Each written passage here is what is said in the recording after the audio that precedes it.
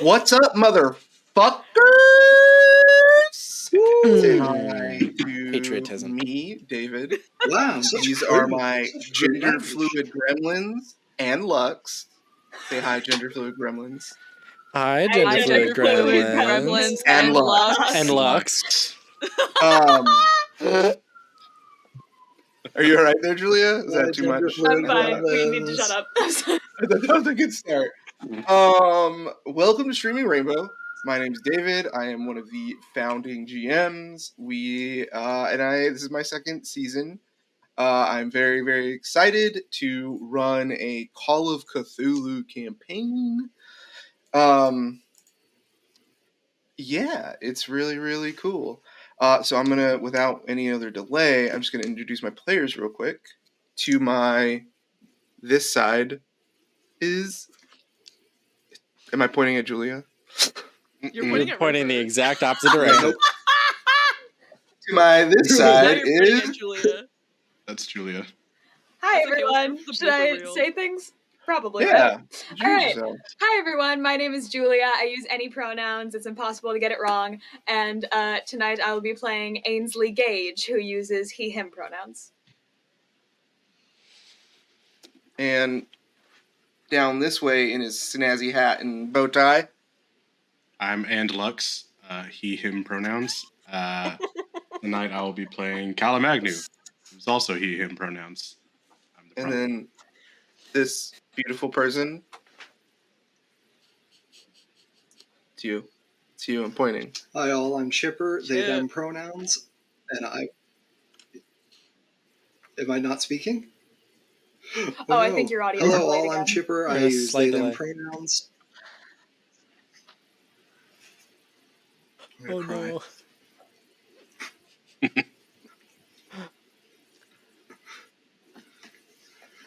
Alright, let's see if that fixed it. Hi all, I'm Chipper, I use they, them pronouns, and I am playing our lovely Sir Harrington Duke Esquire, the Explorer. And down here, in a very hot looking little neckerchief. Thank you. Hi, I'm Mags, they, them, and I will be playing Elliot Fowler, he, him pronouns for the campaign. Hi, my name is River Cohen Glassberg. I use they, them pronouns, and I will be playing Dutch Lockhart, who uses he, him pronouns. Very, very, very, very, very, very, very cool. Okay, yeah, one quick disclaimer. We at Streaming Rainbow do not fuck with the original H.P. Lovecraft, nor his views. And this is what real, death of the author is, right? Because that motherfucker is dead. And there is no estate because he died poor and alone like he should have. So none of this will benefit him. And that is why we can enjoy the good work that a bad person did. Stop buying Harry Potter stuff. Okay, moving on. El Bozo. All right. We are zoom in on a large steamship in 1922, just off the coast of Asia in the Pacific Ocean. This is a larger ship than any other in the world at the time. Its name emblazoned on the side, the SS Sophia.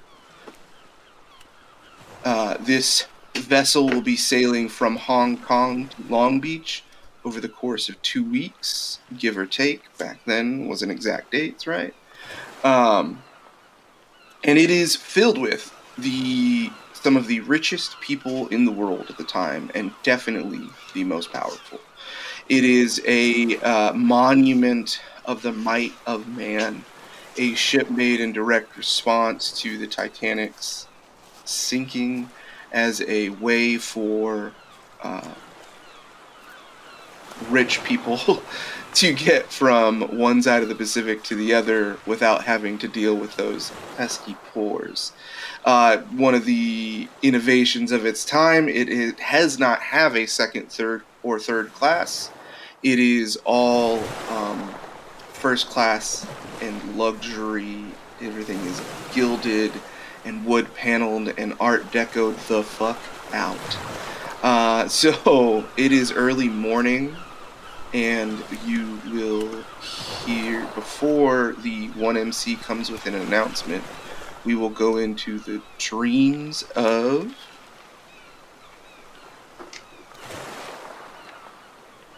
we will go into the dreams of a Mr. Harrington, or sorry, Sir Harrington Duke. I would hate to not use his proper title. No, thank you. I paid for that. Thank you. I paid for that title Harrington.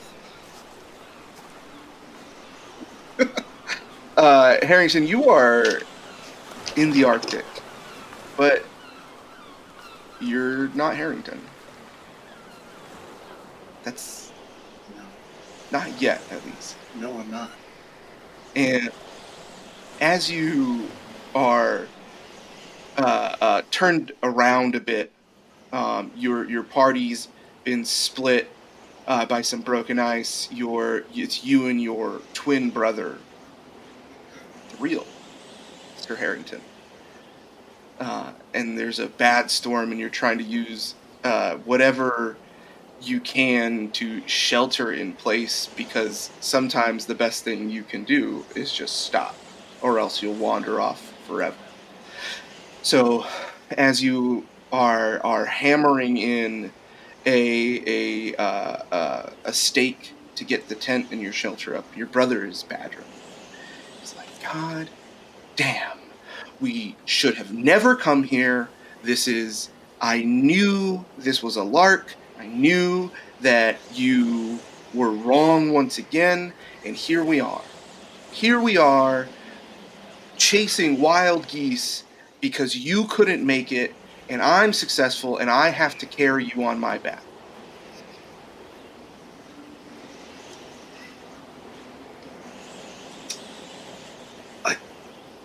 It's out here somewhere, Harrington. I know it. It's somewhere.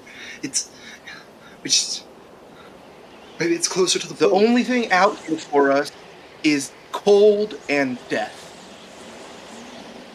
No one's died yet, Harrington. You know, we don't need to. There's no need to. You know, don't go inviting trouble we haven't brought on ourselves. Know yet. that is where's the rest of the party? Where's the rest of the group of guides that I paid for? Well, hello, I and don't he know. starts Maybe walking you should away. keep track now. of the people you Walk paid around. for, Harrington. Hello, hello, anybody out there? Anybody dead yet? And then you hear a crack as he's storming sort of Keep your around, voice down. making a large play. You turn up and he's not there.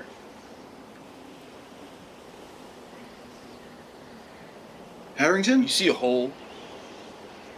You see a small area. Actually, give me a spot hidden roll. Spot hidden? First roll of the game. Yeah. All right, I've got a 25 in this, just base. That's a 73. Perfect. You don't see any hole, but you don't see any hole, but you remember the area that he was. So, if you want to rush over, or I don't know, whatever you want. Yeah, I mean, I'm definitely looking around for him. I don't know where he is. And he was just yelling. There was a crack, and now he's. It's the damn fools. They must have shot him. And I'm looking around. I'm moving to the spot. You hear. Yeah, so now as you hear that voice, you go towards it, and you see the hole he fell into. It is very big.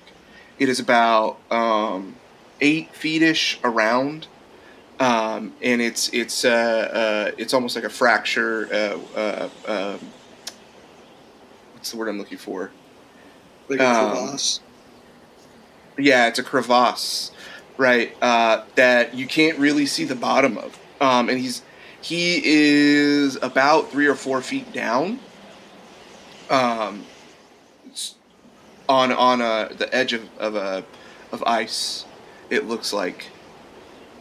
I'm gonna like hands and knees, army crawl to the edge of the hole. Harrington, I can't reach you. You're too far down. Throw rope down. The rope's over by the campsite that I was preparing when you stormed off. Take off your jacket. Do you have your ice pick? I can pull you up with it. I can't. No, if I take it off, I would fall. Taking out for us. You take your jacket off. It's my jacket. I paid for it. Harrington, I can't hold on much longer. Please. I'll go get help. And I'm going to hurry! Go grab the rope. Turn, and as I go to run away, stomp right on the edge of the crevasse. On that last little jagged splinter of broken ice. Yeah, you hear. At first, you just hear a small crack, and then a shift, and then you hear, "Oh no! No!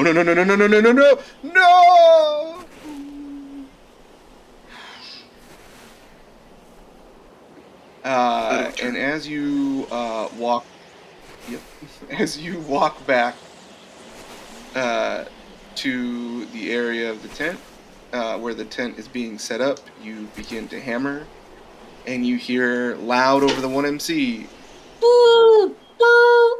Boo! Welcome to your first day at sea. Thank you all for coming to the Cast-Off Cocktail Hour last night. We've sailed 100 nautical miles through the night. Speed is a little bit shorter on these. Speed is a little bit slower on these littoral waters. Gotta watch out for these shipping vessels and fishermen out here. But we will soon pick up speed, and we will be cruising for 7 straight days before we see another vessel to bring alongside food. I would like to remind you of today's activities. There will be a croquet tournament to sign up for on the top deck. There will be a jazz singer in the lounge starting at 5 p.m. and another show at 7 and a third at 9. And lastly, at 10 o'clock, we'll begin our grand cast-off ball. So wear your best suit, your best dress, and bring your best attitude to party all night on the SS Sophia. This is your captain, William. Not William. We're going to take that one more time. This is your captain, Francis Chester Reed, signing off. Okay. And from there, we zoom in. That's not what happened.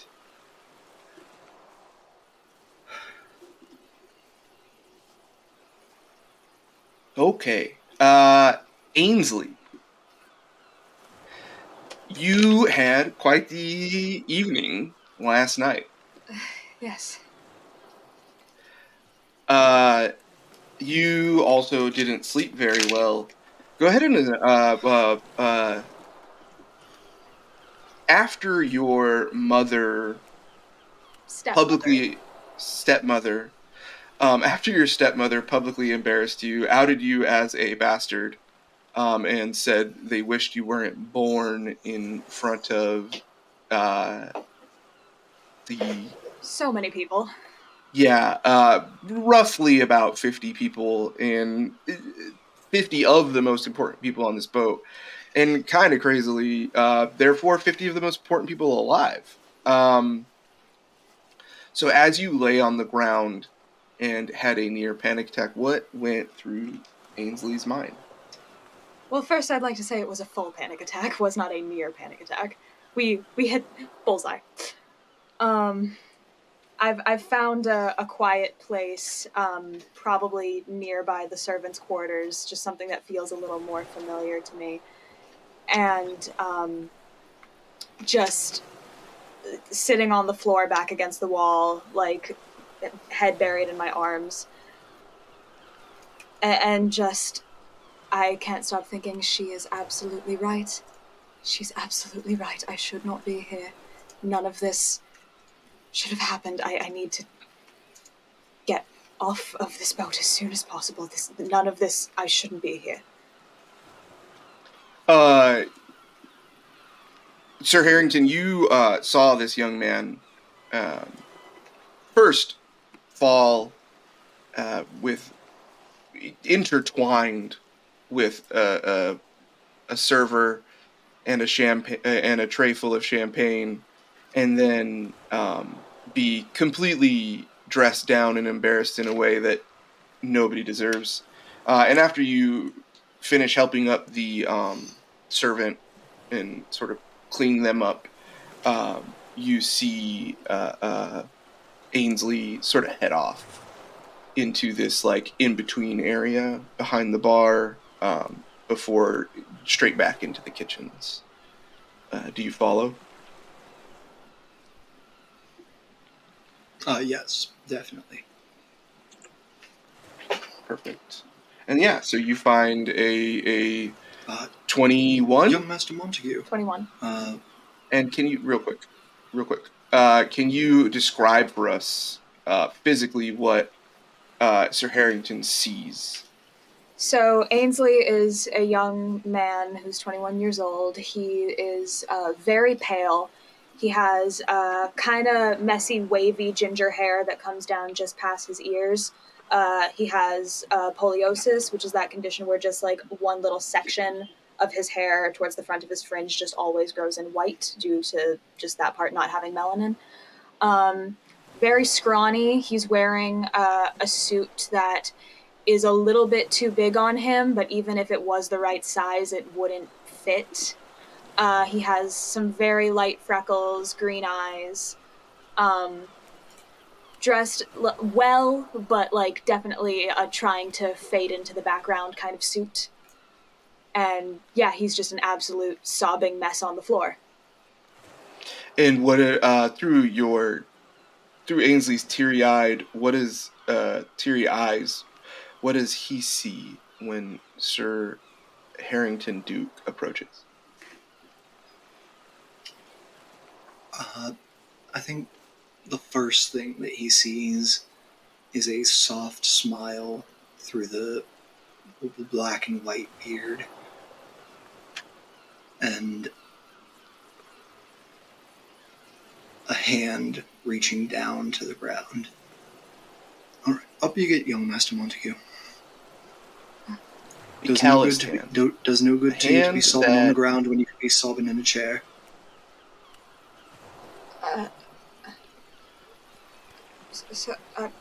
I'm sorry. I'll go. I'm sorry. And I think I like slowly stagger up and just try to back away even more.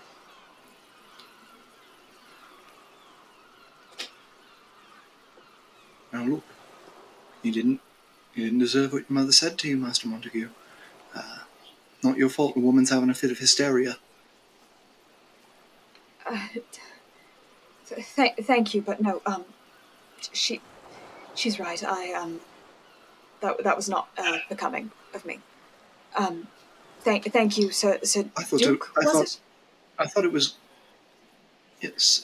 You can call me Harrington. Harrington. All right. Come. Why don't we take you? If you're worried your mother was right and that you were unbecoming, why don't we take you to get a bit cleaned up so you can avoid it more? How about that? Callum, did you approach at this point, seeing Sir Harrington? Can you describe Sir Harrington for us physically first? Yes, Chipper. Sir Harrington is about 5'10", black and white black hair, white streaks all throughout. Well, not a goatee, a full beard with a little white patch right about here. Mustache does not quite connect, curls up at the corners. And they are wearing, as always, a mink-lined leather jacket, button-down shirt, and of course, patterned neckwear. Lovely. So, Callum, you also witnessed Ainsley. You got a bit of champagne on yourself, actually, as well, right? So after you clean yourself up, you see the gentleman of somewhat renown, more known for their adventures than their writing, but they're still very popular in publishing. Sir Harrington and this a fragile young man on the edge. Um, what does Callum do? He definitely had gone back to the kitchen just to clean off himself a bit, having worn most of the champagne that was on the tray. But seeing Ainsley, one, having the panic attack, and two, kind of scooting away from Sir Harrington a bit, he will grab a glass and pour some water in it and walk in and kind of put himself, which isn't much, he's a very small man, a bit between Harrington and Ainsley. Yeah, why don't you describe for us, Callum, so we can get a good visual. Callum is probably like 5'5", 5'6" on a really good day. Very thin. He is late 40s, though he looks more late 50s maybe. Really dark creases that have begun to set in. His red hair has a lot of white streaks in it now, as does his mustache that rides the top of his lip. And his jacket has now come off as it's pretty wet, but he has his shirt and his bow tie on and his hat still, and he'll walk up and Ainsley, are you standing or are you kind of seated back in a... I'm standing at this point, but I'm still like back against the wall, like I'm still coming down off it, so the breathing is still heavy. Right, lad. Look, it's good of you to drink some water here. It's not worth getting a bit too worked up. Harrington, do you mind grabbing us maybe a couple of napkins back there? Oh, well... We'll go get those in a second. Yes, I'll grab you a napkin, and then, here, in the meantime, take this pocket square. Oh, thank you. Thank you. Listen, lad, we don't have to talk about anything if you don't want to, but certainly nothing that you deserve there has have happened to you. I know it can be a lot of pressure, so... Thank you. I appreciate it. I don't believe I got your name. I'm so sorry. No. What else hand him? Calamagnu. I'm an author back home. Ainsley... Montague. Ainsley Montague. Right. Right. Thank you. From Alexander, correct? Yes. Yes, that's my father. Lovely family you all have. Well, looks lovely most of the time. Listen, I don't know if you saw the big man with me. His name's Dutch, but we're going to go out and get a couple pints later. I don't know if you drink, but you're more than welcome to join us. Oh, thank you very much. I don't believe I should be showing myself anymore. There's a lot Ainsley, roll a society check. Okay. Okay, so I have a 15 and I am rolling a 64.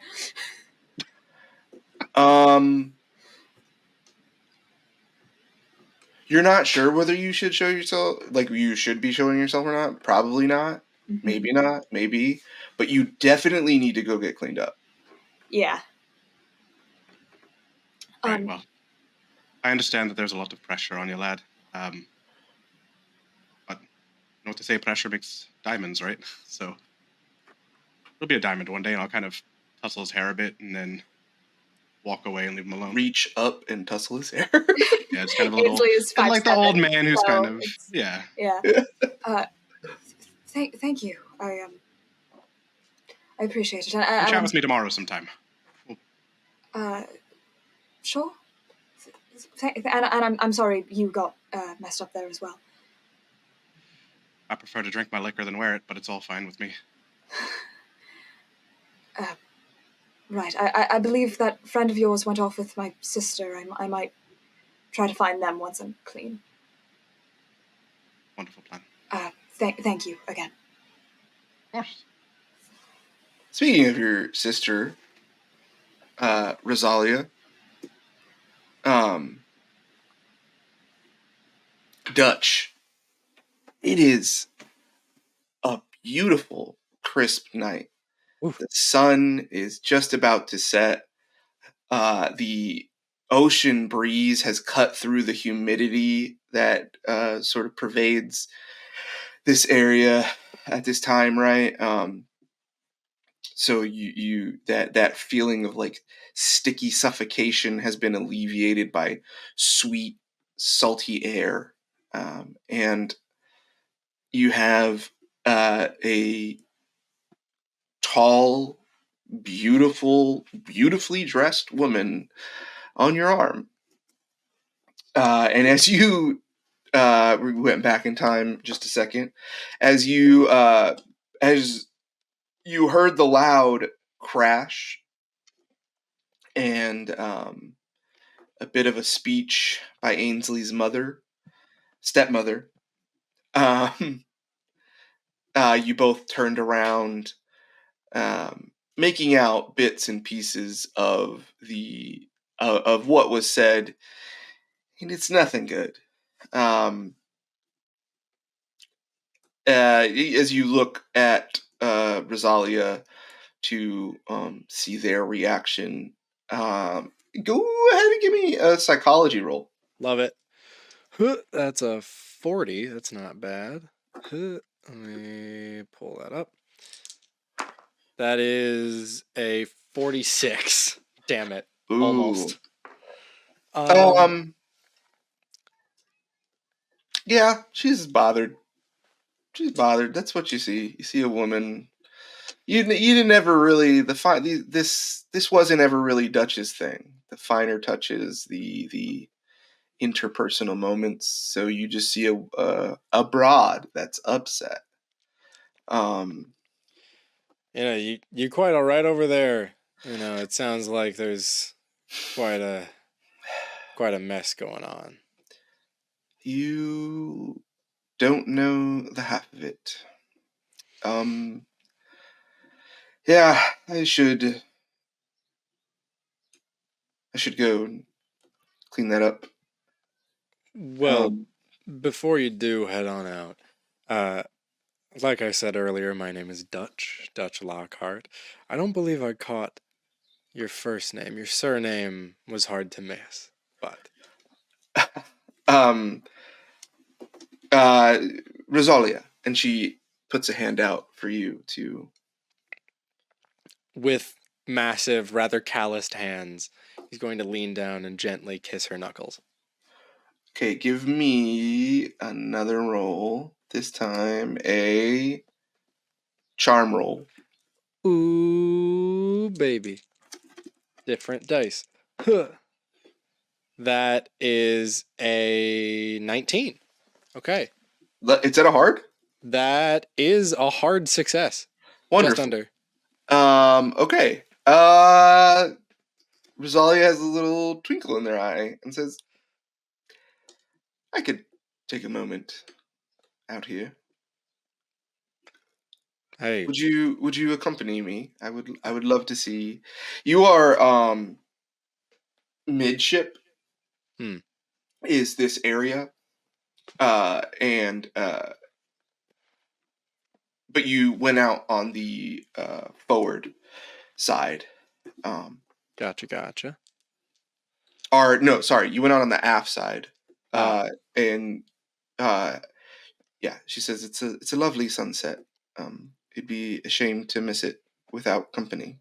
It would be a shame to miss a beautiful sunset with such a beautiful woman at my side. You flatter me so, Mr. Lockhart. And what is it? And you guys walk down to the aft end of the ship, and you see the trail of white foam as the massive vessel cuts through the water, and it points pretty clearly towards the sun that is setting over the Hong Kong skyline. And she says, "And what is it you do for a living, Mr. Lockhart?" Absolutely. I used to be a boxer. Much of my time, I grew up in the Bronx, Hmm. right? Right near the Bronx Zoo, right as it opened. And much of my time when I was young, you got to learn to fend for yourself. And I mean, as you can clearly tell, and he motions down to his frame, this is a 6'5", Yeah, 265 go ahead and pound behemoth. give Oh, us a absolutely. full. Full rundown? Yeah. So, like I was saying, Dutch is big, about 6'5", 250, 260 pounds, just a behemoth of a human being, with a head that appears freshly shaved each morning, a thick handlebar mustache that is the only evidence of what his hair color might have been, and a dark, almost sanguine ginger. He's got a real classy missing front right canine, which is one of the few, you know, proofs of his boxing career. Uh, and he is built like a brick shithouse is not enough of a statement on the size and fitness of this man. He is in the best shape of anybody's life. Yeah, he's got on right now, as I do, all black night attire. He cannot button his top button and thus does not wear a tie.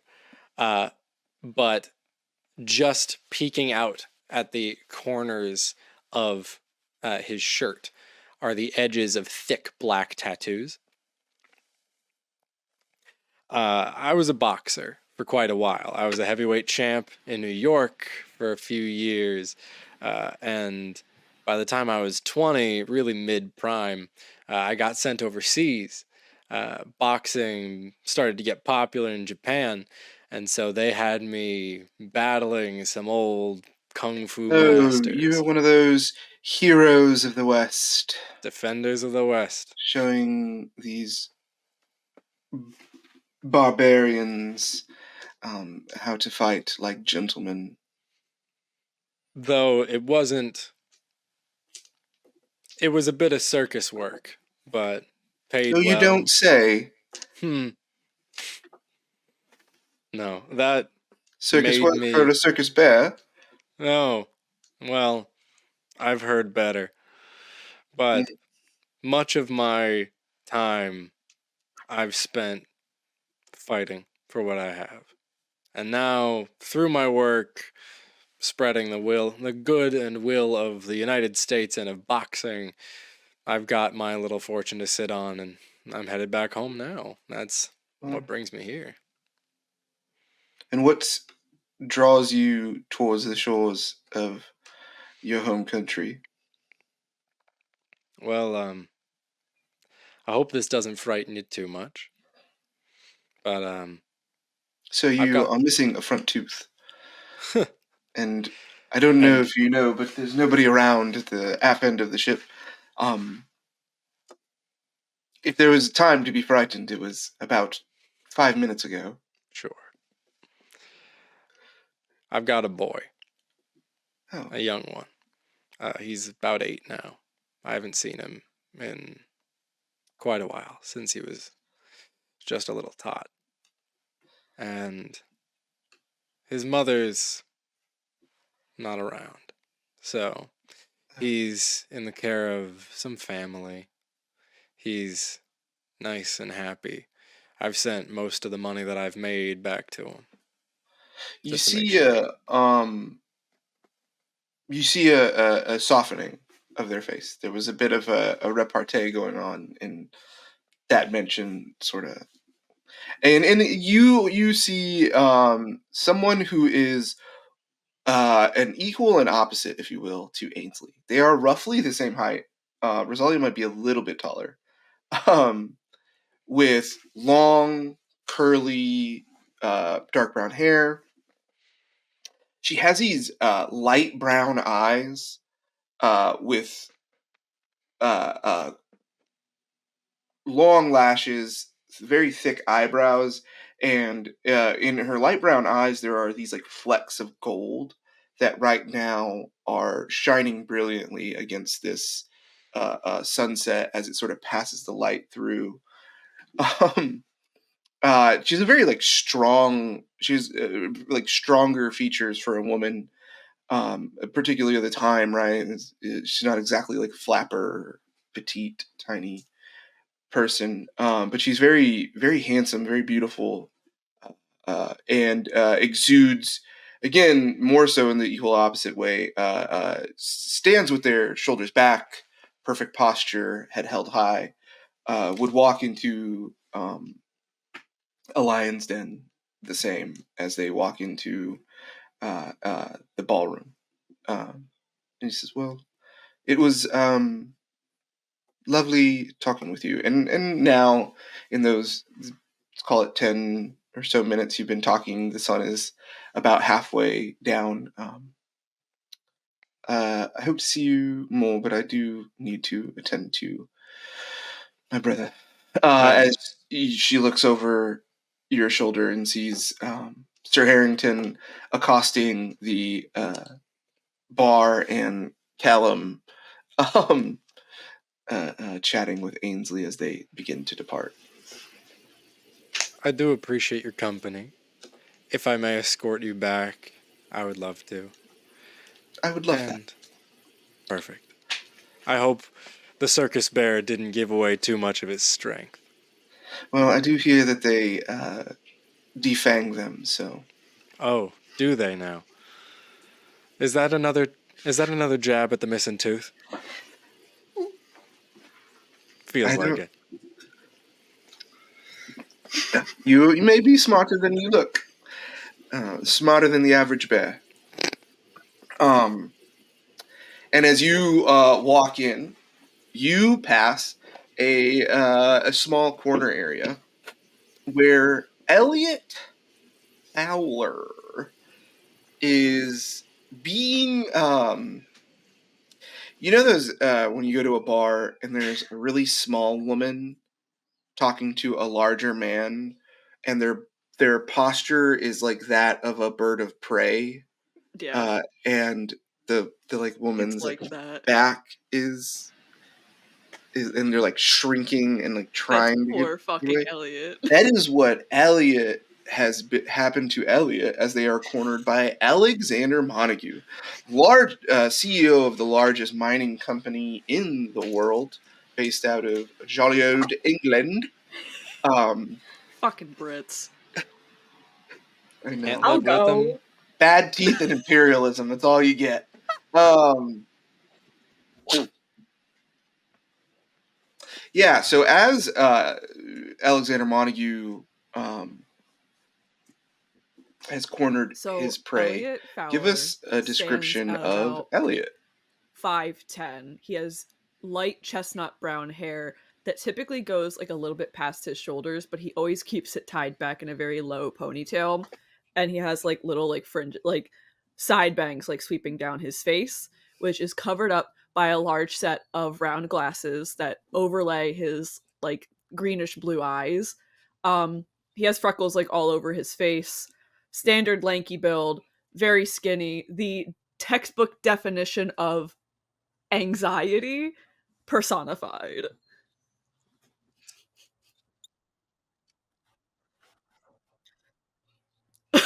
I believe there was a pretty good description you gave. I think is appropriate if you could share with the class. I have to I don't think pull I'm up allowed to say that Say word. it. the Say exact it. words. Don't act like you have to pull it up. His name is Milo. Oh, Cunty from Milo Oh, Thatch. If he was a Milo male wife. from Milo. Atlantis. That one. Yes. There we go. Cunty, That's cunty the one. male wife Milo Thatch. Let Yes. me peek the Which is mic a the little bit vibe more I and say always that. aspire to give Cunty off, but I'm not male that smart wife in real life, Milo so I Thatch. only play smart Yes. characters.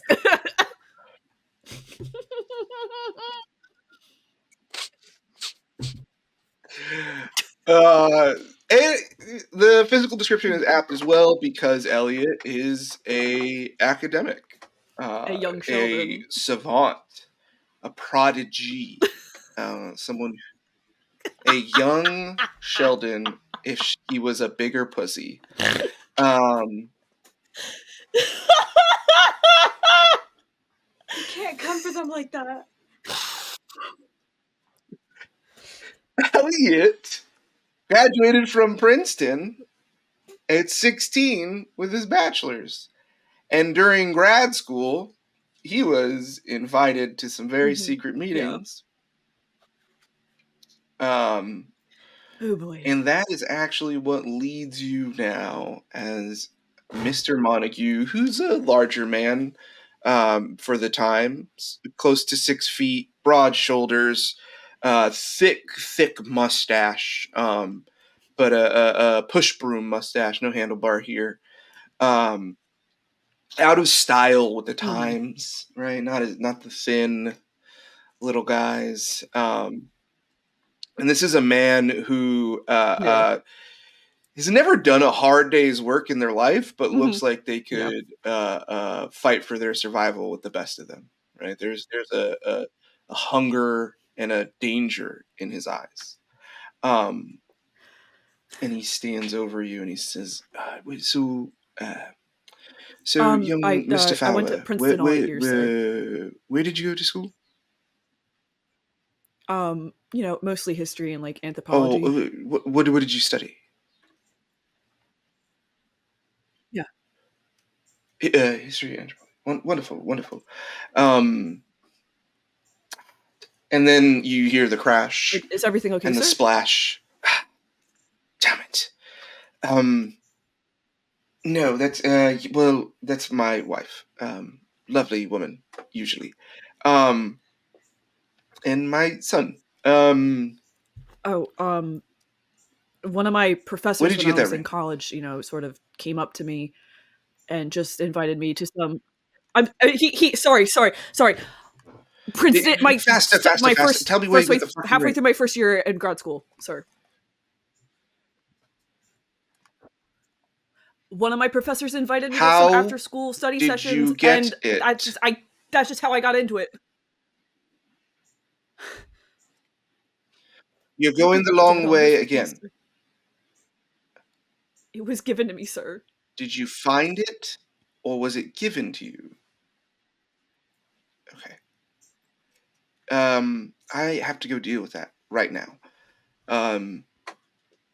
Meet me at the meet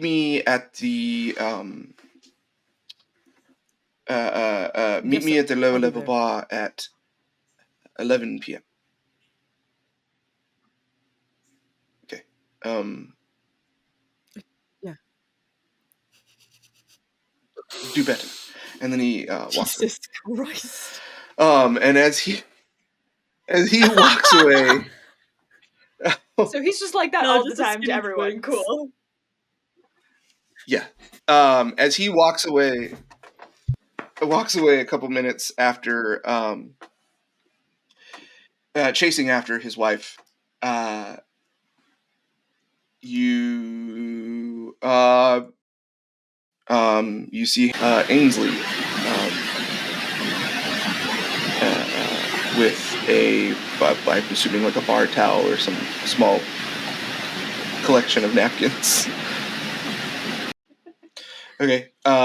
Ainsley, you're going to your room, right? Yeah. Okay. As you get to the door, before you get to the door, you hear shouting.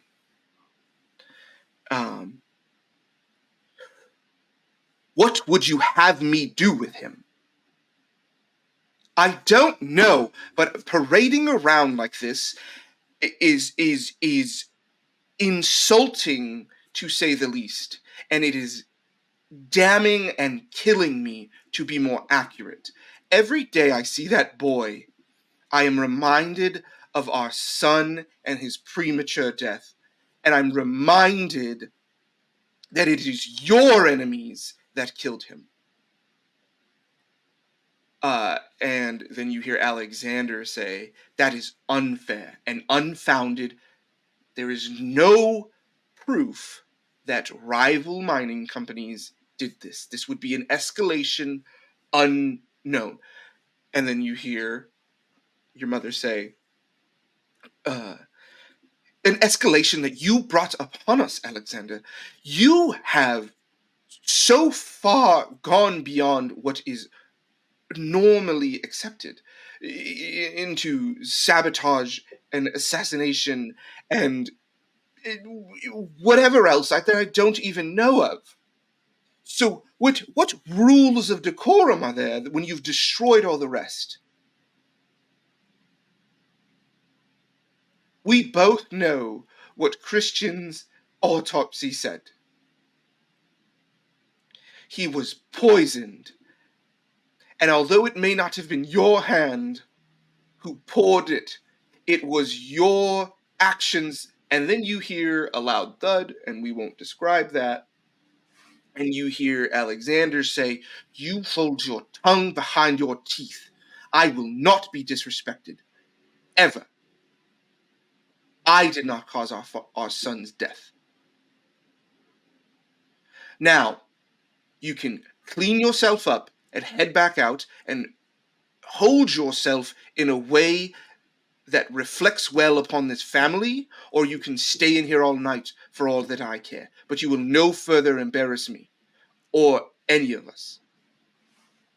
And then you hear a loud slamming of the door. Do I feel like someone's coming to the door that I'm standing outside of?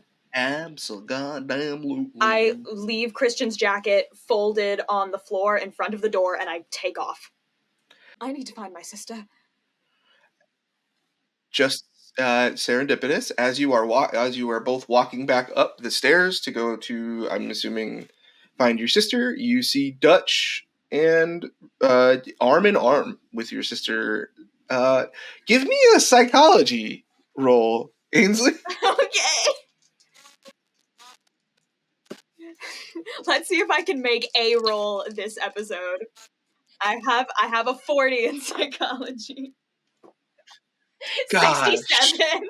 I'm really trying to help you. I would like the audience to know that our first our session 0, my first roll was a critical success, and it has all gone downhill from there. All from there. You're annoyed because your sister's having a good time, laughing with this strange man, who's kind of terrifying. She said she was gonna stick with me, and the second she left, everything went horribly wrong. So you see them before they see you, as you are coming down. Rosalia. Oh, Ainsley. Is everything okay? And she like comes up to you and like holds your hands. It's okay. Take a couple of breaths. Hey, it was an accident. Are you all right? I'm very sorry. I didn't. That was a very unfortunate. A lot of things happened at once. I don't know what I would have done, but I should have been there with you. It's not your fault. Everyone knows about me now. Yes. Rosalia, I think it's best that I stay in the cabin for the rest of the voyage? No. No, that's... I don't think that's a good idea. I think... Mrs. Montague is right. I'm no good at this. Every time I open my mouth, everything just comes out wrong. And I'm really not supposed to be here to begin with. Christian should be here.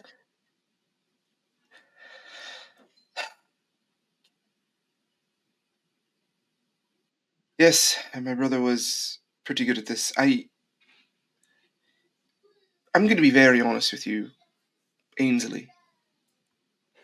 This is not about you. It is bigger than you. Even more than Christian being here. I should be where you are. I should be the one who inherits. In a just world, in a right world, I take over. Yes. That's not the world we live in. It's not the reality we have. So, there are... Last I knew, there are 15,000 employees of Montague Mining. And many more that depend on the land that we own, and the horses, and the stables, and the farming, and the maintenance of the manor. All of those people depend on Montague Mining continuing to maintain the income that it does.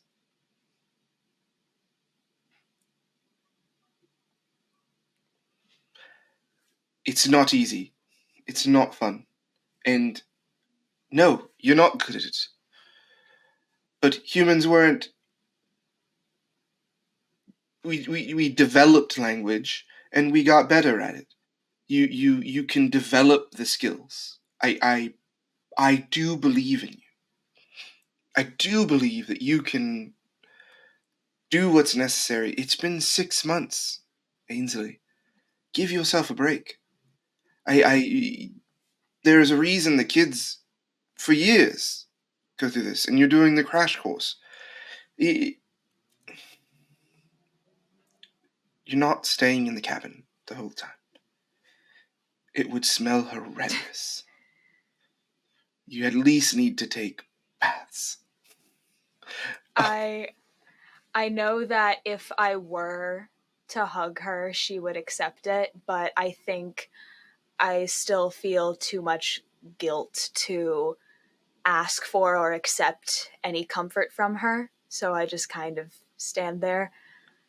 Yeah, you guys were stopped in the middle. Yeah, and like halfway between the edge of where like the staircase was and the room. I do lean in. I overheard. I was going to go to the cabin, but Father and Mrs. Montague were there, and I'm worried he might have hurt her.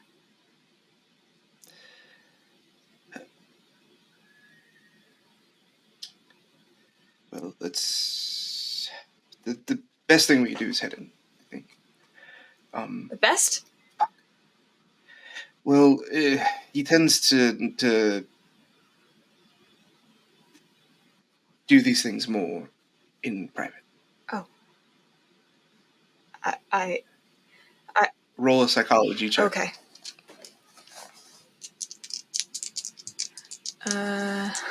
Please, God fucking damn it.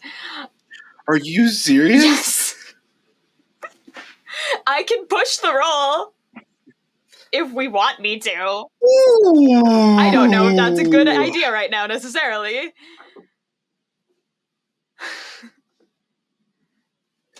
Push it. Okay. If you want to. It wasn't so I have a 40 and I got a 51, so it wasn't that bad.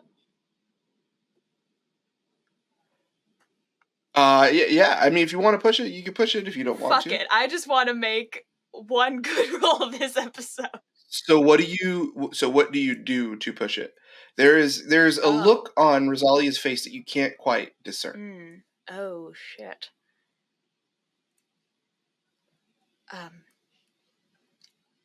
Rosalia, are you all right? And then there you go. Now give us the push roll. Worse. 61. You see Rosalia's face harden. Yes, I'm fine. I'm just concerned for my mother. Right. And there you feel for the first time in a while, Rosalia closed a piece off. And I, like, for a second, like, Yeah. in that moment, I'm like, absolutely, like, I don't blame her for that for a moment. I immediately, like, know to give Yeah. her space and just, like, But don't do that. yeah, and you feel now that where they were, there was a look of concern and maybe something else that you still are not sure. You now sense irritation. Yeah, I immediately back off. And if she wants me to go with her, I'll follow her, but I won't say anything else. Yeah, she very clearly is like, we got to get you changed. Yeah. And you go to the door, and as you open it, your father is closing the safe. That is in. So you are in one of the larger suites. There is to the left. There's 2 doors, like French style doors, that go to your father and mother's space, like cabin area. Directly in the middle, or like in that is on the window side. In front of the front door is like a desk where it look in like a little like salon style, and then there's like a bar against one of the bulkheads. That's there for like clearly for your father to like work / entertain. And then to the right is is a room for you and a room for your sister. The servants are down on the 6th deck, where the servants stay. And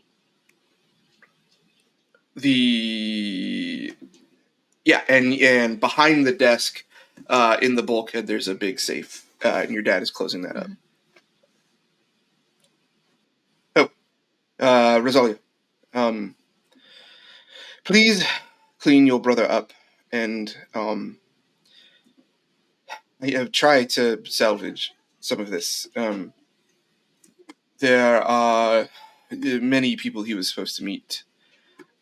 Please, the Bouchon and the Krauses particularly, there are some important dealings that I have with them. I need you to do what you do. And Ainsley needs to be caught up and establish some foundation of a relationship.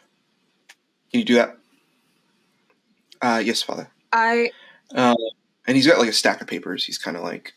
I kind of give Rosalia a look of like, should I say something to him, or is now not the time?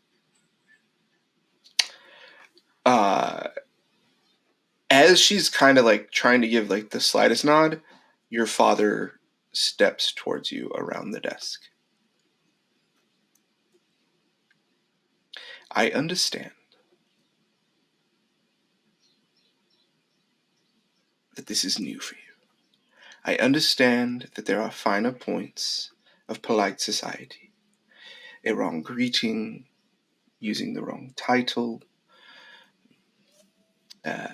using the wrong utensil at dinner.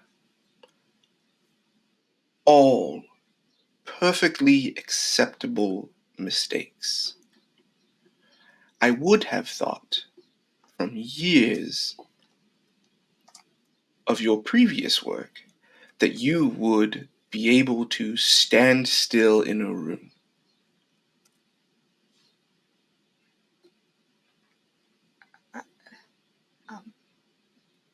I am truly, deeply sorry for any embarrassment I've caused you, Father.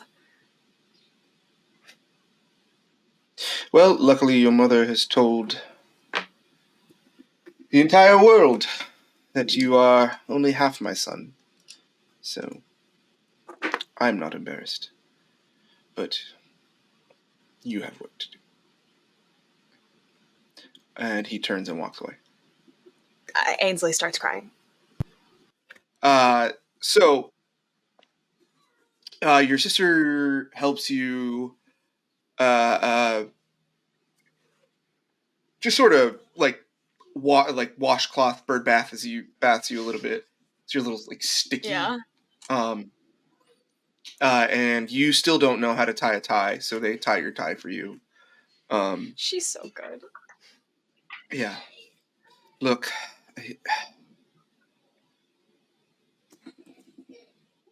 I wish there was something I could say to make it better. There's not. There's. I guess the only thing I can say is I understand.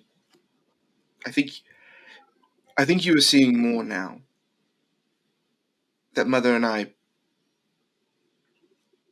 have more similarities, or maybe more sympathetic to your struggles and frustrations than Right. may have previously thought. I guess so. I know I can't do much, but if there's ever anything you would require of me, I'm happy to pretend we're back in the good old days when I was your employee. I would actually. I do believe Mr. Lockhart is going to have some drinks with the little Irishman. Yes, he Arthur. Mr. Agnew, he was very kind to me. Yes. There are people here who heard that and didn't find that a problem immediately. So that's good. Yes. I think for a couple reasons, befriending Mr. Lockhart would be advantageous. He's massive. Yes. One of the things that Father used to tell Christian a lot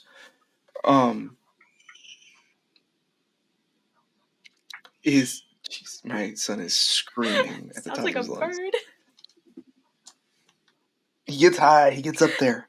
One of the things that Father used to tell me and Christian is the best way to nullify the threat of a rabid dog is to train it.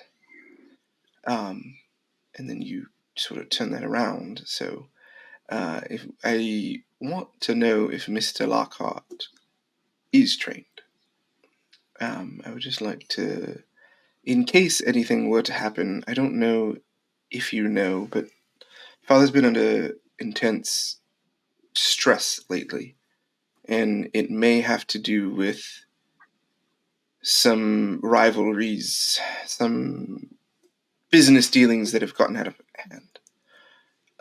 We need to, one, make sure that Mr. Lockhart hasn't been sent as an emissary of our enemies, and the other part would be if he perhaps is for sale. And you want me to find that out? I don't want you to inquire. I want you to watch and listen and drink. I can. And do what it is you did best for years and years, and be easygoing and get some answers. Find out where he's from, find out why he's really here. Ainsley, the expenditure to book a ticket on this ship is far beyond the combined purse of just about any boxer. Right. He's here for something, and we need to find out what. Right. I'll try. Thank you. I'm gonna go talk to Mother. Yes, and you'll be okay. Just watch a little better maybe where you're going, right? Yes, thank you again, Rosalia. No problem. No problem. And she gives you a big hug. Yeah.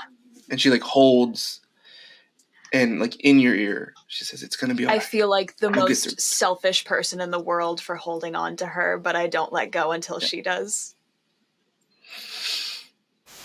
And then she lets go. She says, "Okay, chin up. Hold us back." And she walks out of the room into your parents' And cabin. I go to find the big scary man. Okay, Dutch, you went back up with Elliot, and you two ran into Mr. Callum and Sir Harrington, Sure enough. who are sort of doing that weird thing where you're like, this happens to me as a dad a lot, where you're like at a game and another kid's dad is there, and you're just like, "Yep." So our kids play Nodding. together. Right, our one thing in common. Yep. Which one's yours? And just as that silence begins to get awkward, you two see a very large Tormund Giant's Bane with a handlebar mustache and a shaved head heading up the stairs with his little man wife, Elliot. It's not wrong. Frail. Dutch is gonna immediately try to break tension of just, Mr. Agnew, Sir Harrington, Duke, lovely to see the two of you. We aren't intruding on anything now, are we? Oh, no, I was just inviting Mr. Agnew to a bit of a gathering I hope to have tomorrow. Fantastic. Well, if I may invite both of you to a gathering right now at this bar. And Right, this is the type of gathering I like. Love to join you both. Elliot, Perfect. I have some invitations I was going to write. Do you mind taking care of that for me? Yeah, sure. I can take care of that real quick. But do you mind if I stick around for a glass of wine or two? Just we're here.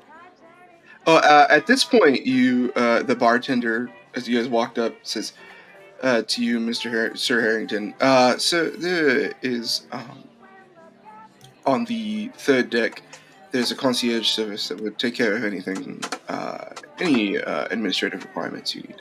Oh, lovely. Elliot kind of takes a deep breath of relief. Go get in touch with the concierge service and tell them I need invitation for the elder Montague, the younger Montague, Mr. Agnew. Mr. Lockhart, are you well read? Well enough. Well, I like to. Lockhart. And you know what? Let's include Lady Montague the Younger in this as well. So we should. She is a true dime a dozen. Right away. Oh, and Captain Francis Chester Reed should get one just for propriety's sake. I don't expect him to join. Right away, Sir Harrington. I go up to the bar, I order my glass of Pinot Noir, and I walk away. Elliot, as you walk away, you run into Ainsley. Not gonna do that again. Oh, hey. I sort of notice that he looks a lot, like, cleaner and a little bit more, like, well-kept, and I'm just like, are you good now? Is everything okay? On the outside? Well, that's all that matters. Gotta fake it till you make it, kid. I'm learning that very quickly. Yeah. What is it you do? Oh, I'm a historian, an anthropologist. I've been traveling with Sir Harrington, documenting our travels for document's sake.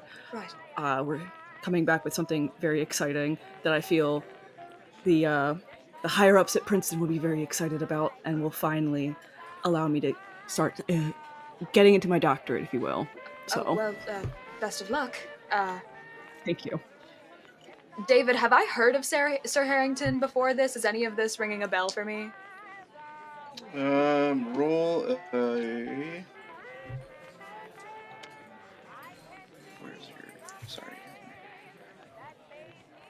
society could theoretically apply, maybe.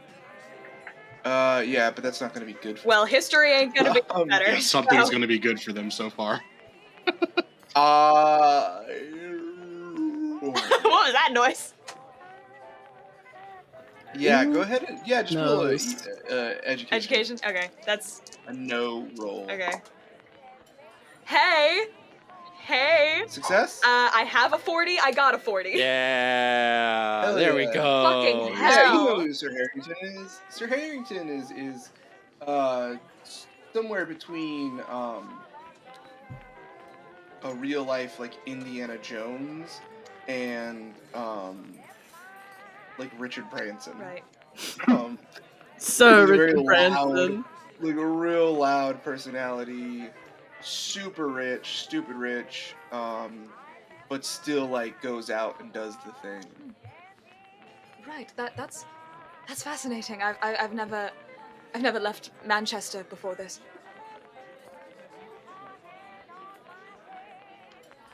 Oh, yeah.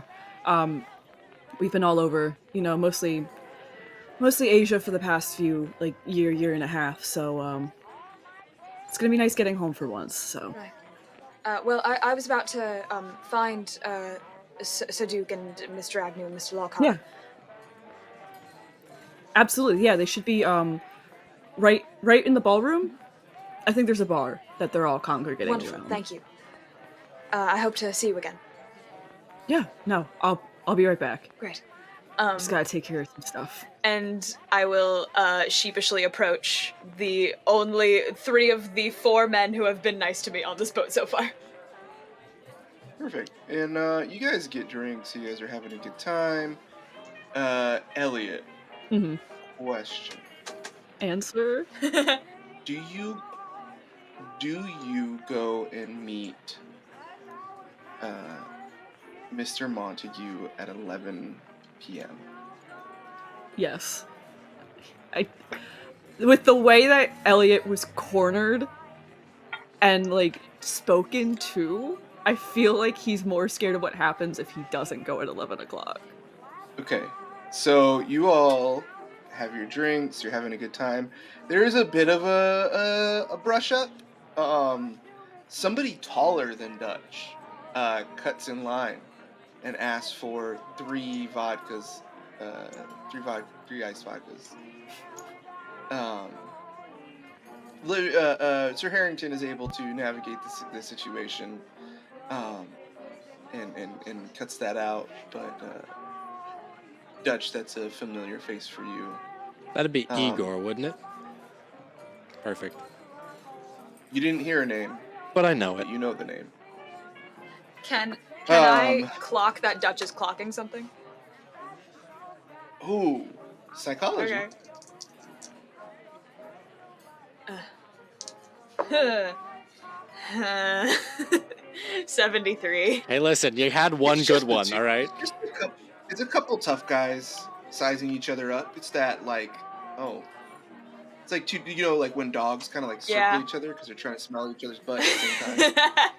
Like a little bit of that at the bar.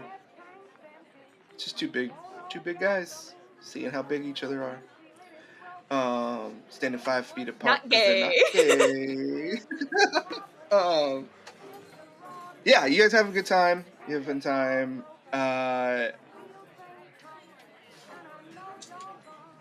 Elliot, roll. It was that was around 7. Is like when sunset. Yeah. Mhm. How long do you guys stay out and drink? I intentionally think- stay out until it's just me and Dutch. I was gonna say, Dutch is gonna try to play the long game and is gonna stay out as long as he can to get Callum alone. I think Harrington took a little bit of offense that he didn't react with earlier from Callum's slight at his writing. And it's Harrington's buying the drinks tonight, and every drink that Callum has gotten has been a double. Harrington is, yeah, you're gonna wake up with a hangover tomorrow. He's Irish. I have one Really thing of fine. whiskey, buddy. It lasts me a long time. I'm old.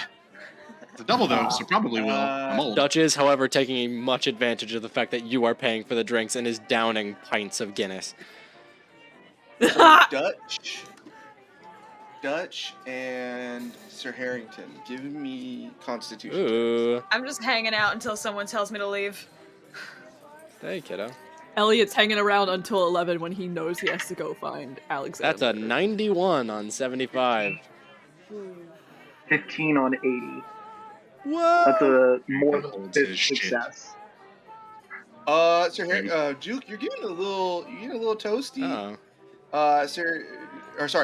Dutch, you're getting Oh, yeah. a little toasty. Sir Harrington, you're mostly fine. Elliot, do you just sneak away? Or what is Elliot's approach?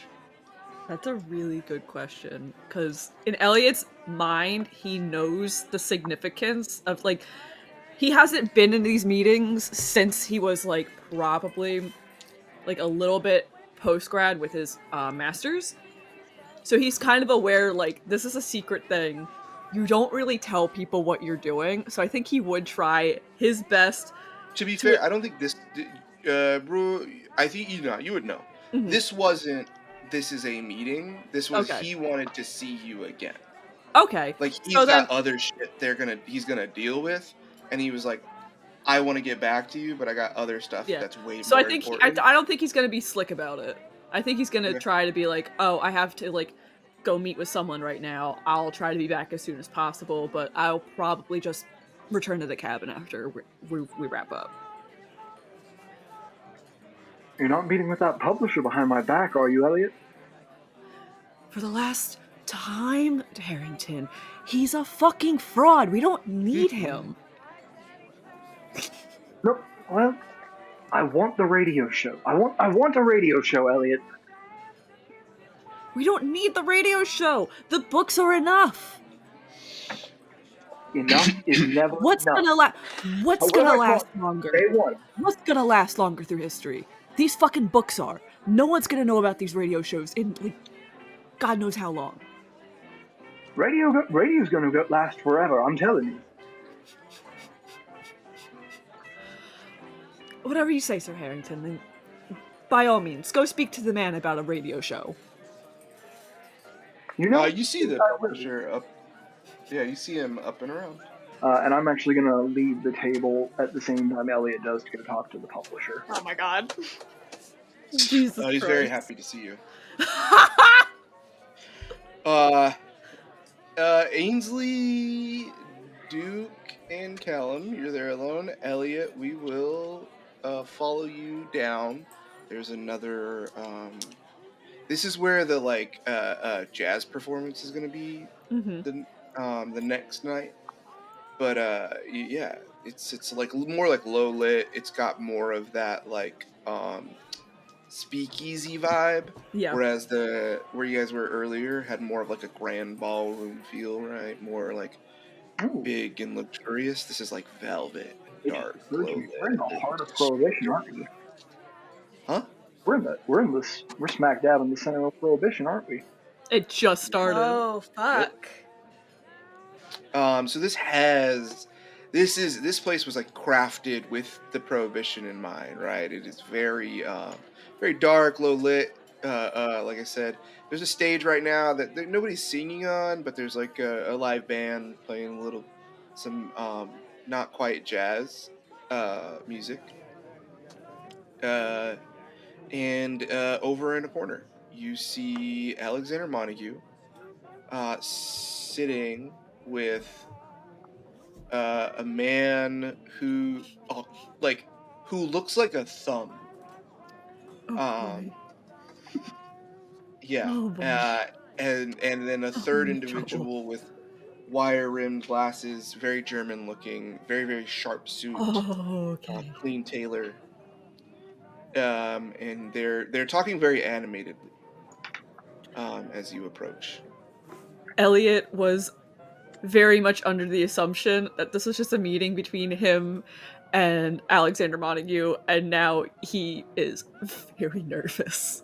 He feels like he fucked up somehow. And he's gonna Alexander, this will fix everything. There is nothing that once these 10 days are over, all of our problems will go away. You have to understand. And then you hear the third individual with the wire-rimmed glasses say, "Yes, Alexander, you must expand your horizons. It is very important." And then as you come up, they kind of like hush up a bit. And the German man says to you, "Yes, can I will take, if I could, is the kitchen still open? Do you No. make strudel?" Sorry, I'm not.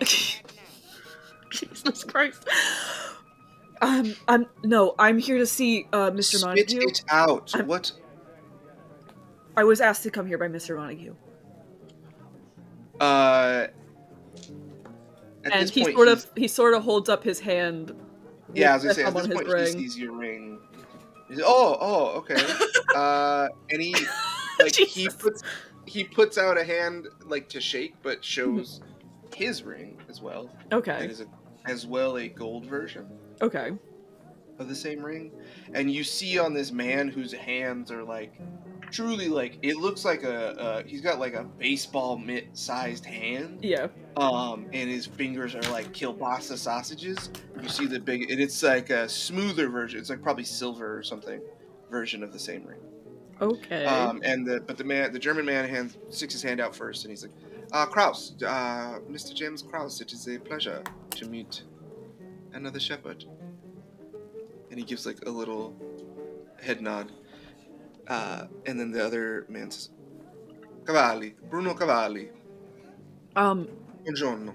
And his gigantic hand swallows yours. Elliot Fowler, Princeton University. American. Wonderful. Jesus Christ. And then Mr. Montague says, "Yes, Mr. Fowler.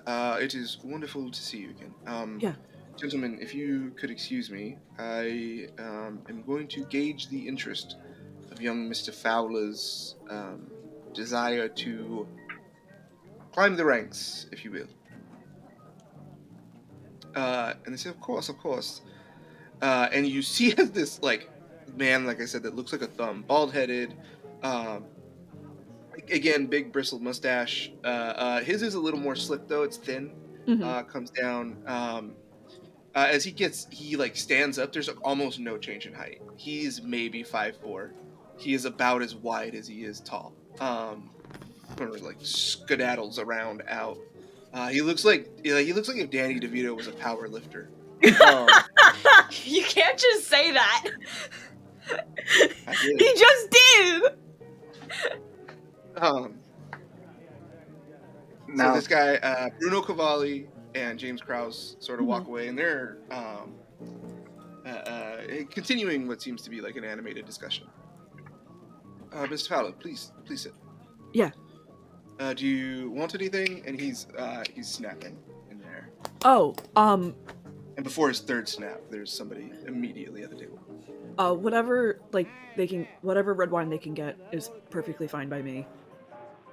But are you some sort of barbarian? Whatever they have. What do you want to drink, man? Cabernet Sauvignon, please. You heard him. All right. Look, I'm going to be very honest with you. Your communication style deeply bothers me.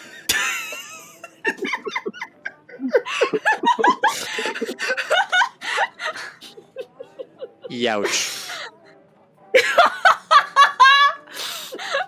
Just went for the throat.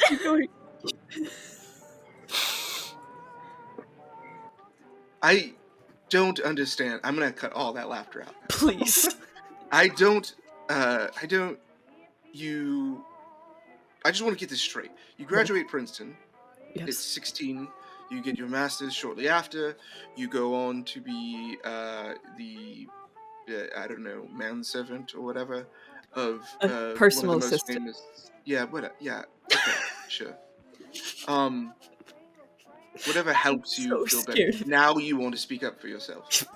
More of that, please.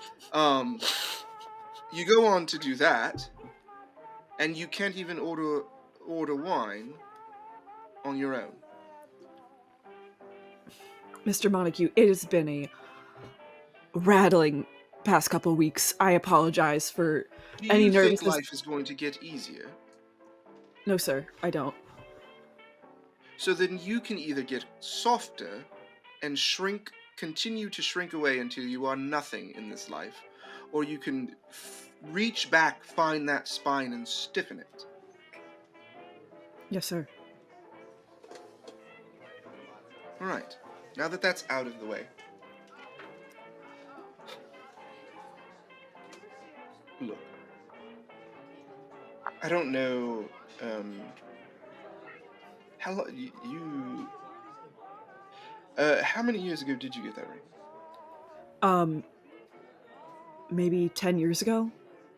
It was like about halfway through my first year at Princeton, for grad school at least.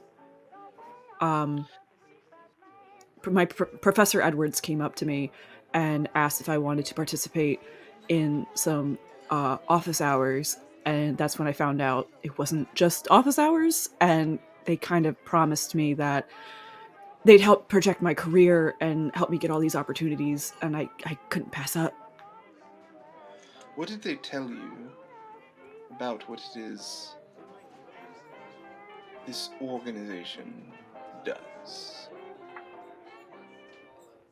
To me, it felt more like a brotherhood, like a fraternity. They didn't really go deep into it. I mean, like you said, I'm not that high up. I'm just a peon to you guys.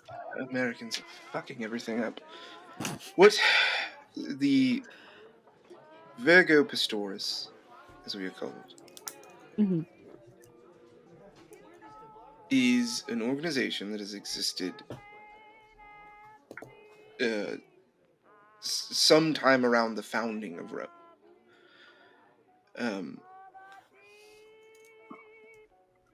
Do you you're from America? Yes, sir. When the West was expanding, how many? What do you? Do you happen to know offhand the initial survival rate of those going west, or even the colonies? Let's stay in the colonies. A famous one, Roanoke. Have you ever heard of it? Yes, they all perished, or they disappeared, but a lot of people presume that they perished. Yes, with no signs. It And no was like a blood. ghost town, yeah. Yes. And how many more accidental explorers and other offshoots of colonies disappeared with no trace, and how many of those that went west were never heard from again, killed in grisly attacks from bears or wolves or whatever? I mean, it was pretty common from what I've been studying. Yes, very large numbers. What if I told you that every time humanity has explored what was largely, every time the West, every time Anglos and Europeans explored areas hitherto uncivilized, the obstacles went beyond nature? Beyond nature, how, sir? Supernatural.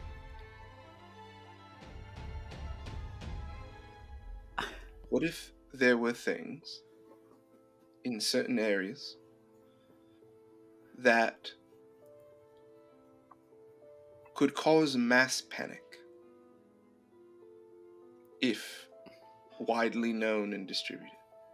If I told you now that there was a pack of wild dogs running loose on this ship, how would you feel? I'd lock myself in my room. Exactly. I'd try to barricade myself as hard as I possibly could. Exactly.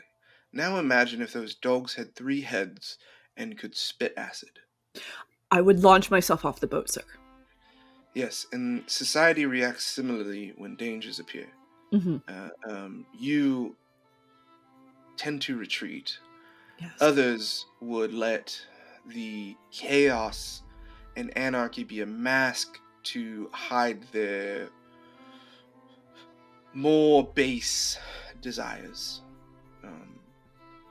During every siege and every war and everything, right? It's the panic that sets in that causes people to rape and pillage and kill one another and brothers and all kinds of stuff.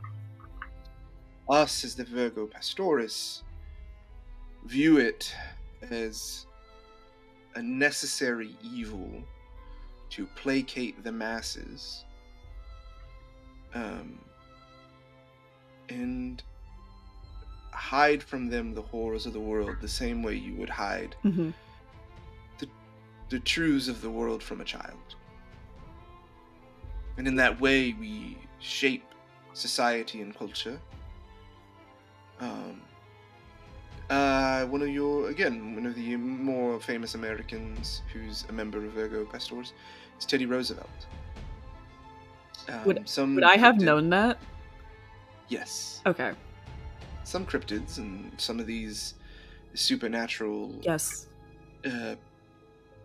goings on are in areas where the Amazon, there's the Sahara, there are wide swaths, the Antarctic, the North Pole, places where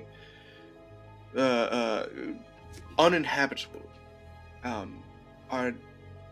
Any area could be conquered by land, right? We could cut down all the trees, we could do whatever we needed, we could redivert water. But there are some areas where some things are harder to kill and easier to contain. So we developed the national park system. Somewhere where there was always armed men and women who, to preserve the beauty of nature, so that way there was no mass amount of settlers, and so therefore no mass deaths. But it is a campsite, it is nature, it is wild. Accidents happen.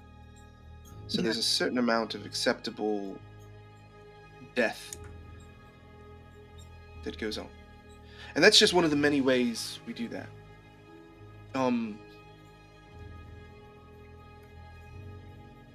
There is a meeting tonight, a very important one, at 1 a.m.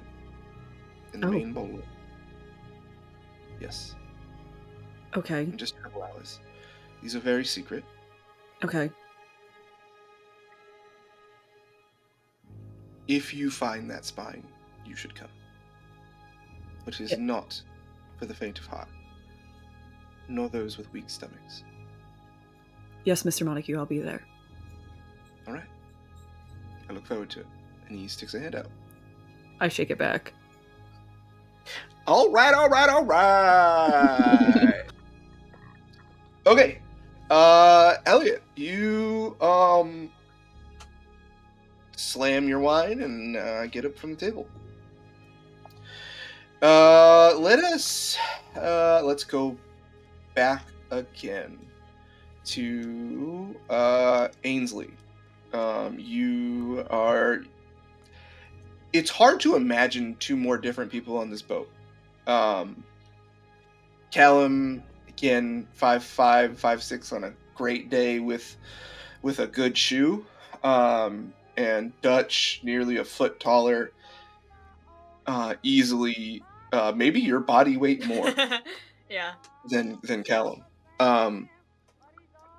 But it seems like they're getting along. So that was how, essentially, I learned how to pack gloves, and all it really took was like 1 or 2 knocks to his jaw, but after a while, it just kind of gets boring beating every single opponent you've ever had in New York. So, I mean, I had to take the job overseas. Right. I understand it. It's tough being on top, It can be a lot. Absolutely. And listen, Irish American to Irishman. We tend to be We up like to be there, little scrappers when we can. Absolutely, especially in a ring. Are you kidding? Dutch, you were a little buzzed. Go ahead and roll a stealth roll with a Yeah. disadvantage. So roll an extra 10s die. Stealth roll with disadvantage. Ainsley is like just kind of listening to both of them and like has nothing to add to this conversation, so it's just like not speaking unless spoken to. Is doing that like 13-year-old Yeah. thing when you're with your dad's finally like, yeah, you can sit with me while we hang out. Just like, So one of them was a 7, the other's a 77. So Dutch, as you're showing the old 1-2, kind of moving, Ainsley, roll a spot. Okay. Hey, something I'm good at. Don't say that I before you roll. probably just Don't jinxed say that it. before you roll. Yeah. And you can add you can also add an extra 10 because Dutch is Thank you, hammered. Christ. Okay. I have a 60. I got a 26. That's Way. First of all, check it so we can maybe get better at this later. No, it's a system. And then you were given. You remember as you're sitting here and observing. Oh shit! I'm supposed to be doing something. You see a bit of tattoos peek out a couple times. From Dutch, which is insane. Yeah. Like someone on this boat having tattoos that's not a sailor, crazy. What's crazier is you think you see a sword tip and like some red on the front, right? Or is it up top? Yeah. Yeah. Or it's no, it's blue. It's blue. Yeah. Yeah. Either like way. a bright color is the point. As the collar dips at one point and he kind of fixes it. Yeah, for sure pops one open for a second as he gets a little sweatier, not really thinking about it as much. About it. Yeah. Yeah, and so that's back in the glory days. Something for you to put away.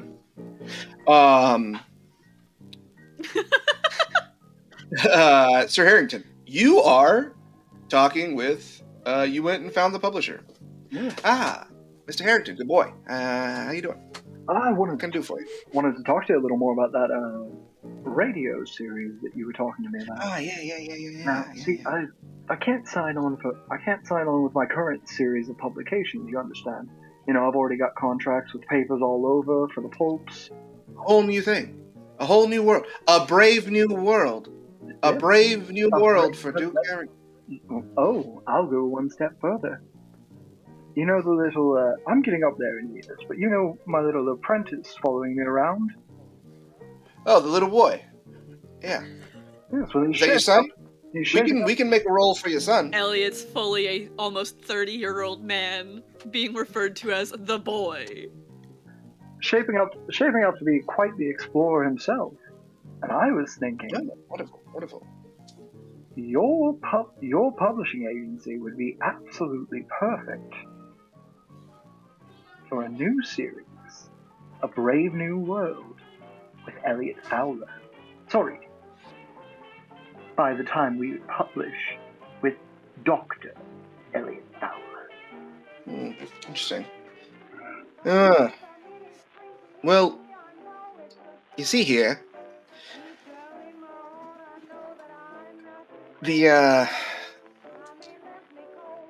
think we can make something work if you are the first one, and we do a whole new series for you, and then built into the narrative is a passing on of the torch. Sort of, you know, when Sherlock dies, but instead of coming back from the dead and that waterfall, you just kind of go away. But we need to establish a firm audience and establish to that audience that Elliot is capable. And I'm going to be very honest with you. I'm a good salesman. That's a tough sell. Well, I'll tell you something. A good story is an easy sell. And what's a good story but a good lie? Well, it does help us that we're on the radio and they can't see him. Exactly. Yes, we'll I'm just have to describe sorry. him. Was I just told I have a face for radio in 1922 speak? Is that what I just me, Maggie, the person, just overheard that? Back up. And Elliot, give me a listen roll. Jesus Christ! I thought this was occurring at the same time Elliot left for his meeting. Yeah, this is we're wrapping this up. Oh shit! Because you were drinking with you're right, App Callum and Dutch, and then you decided to go over.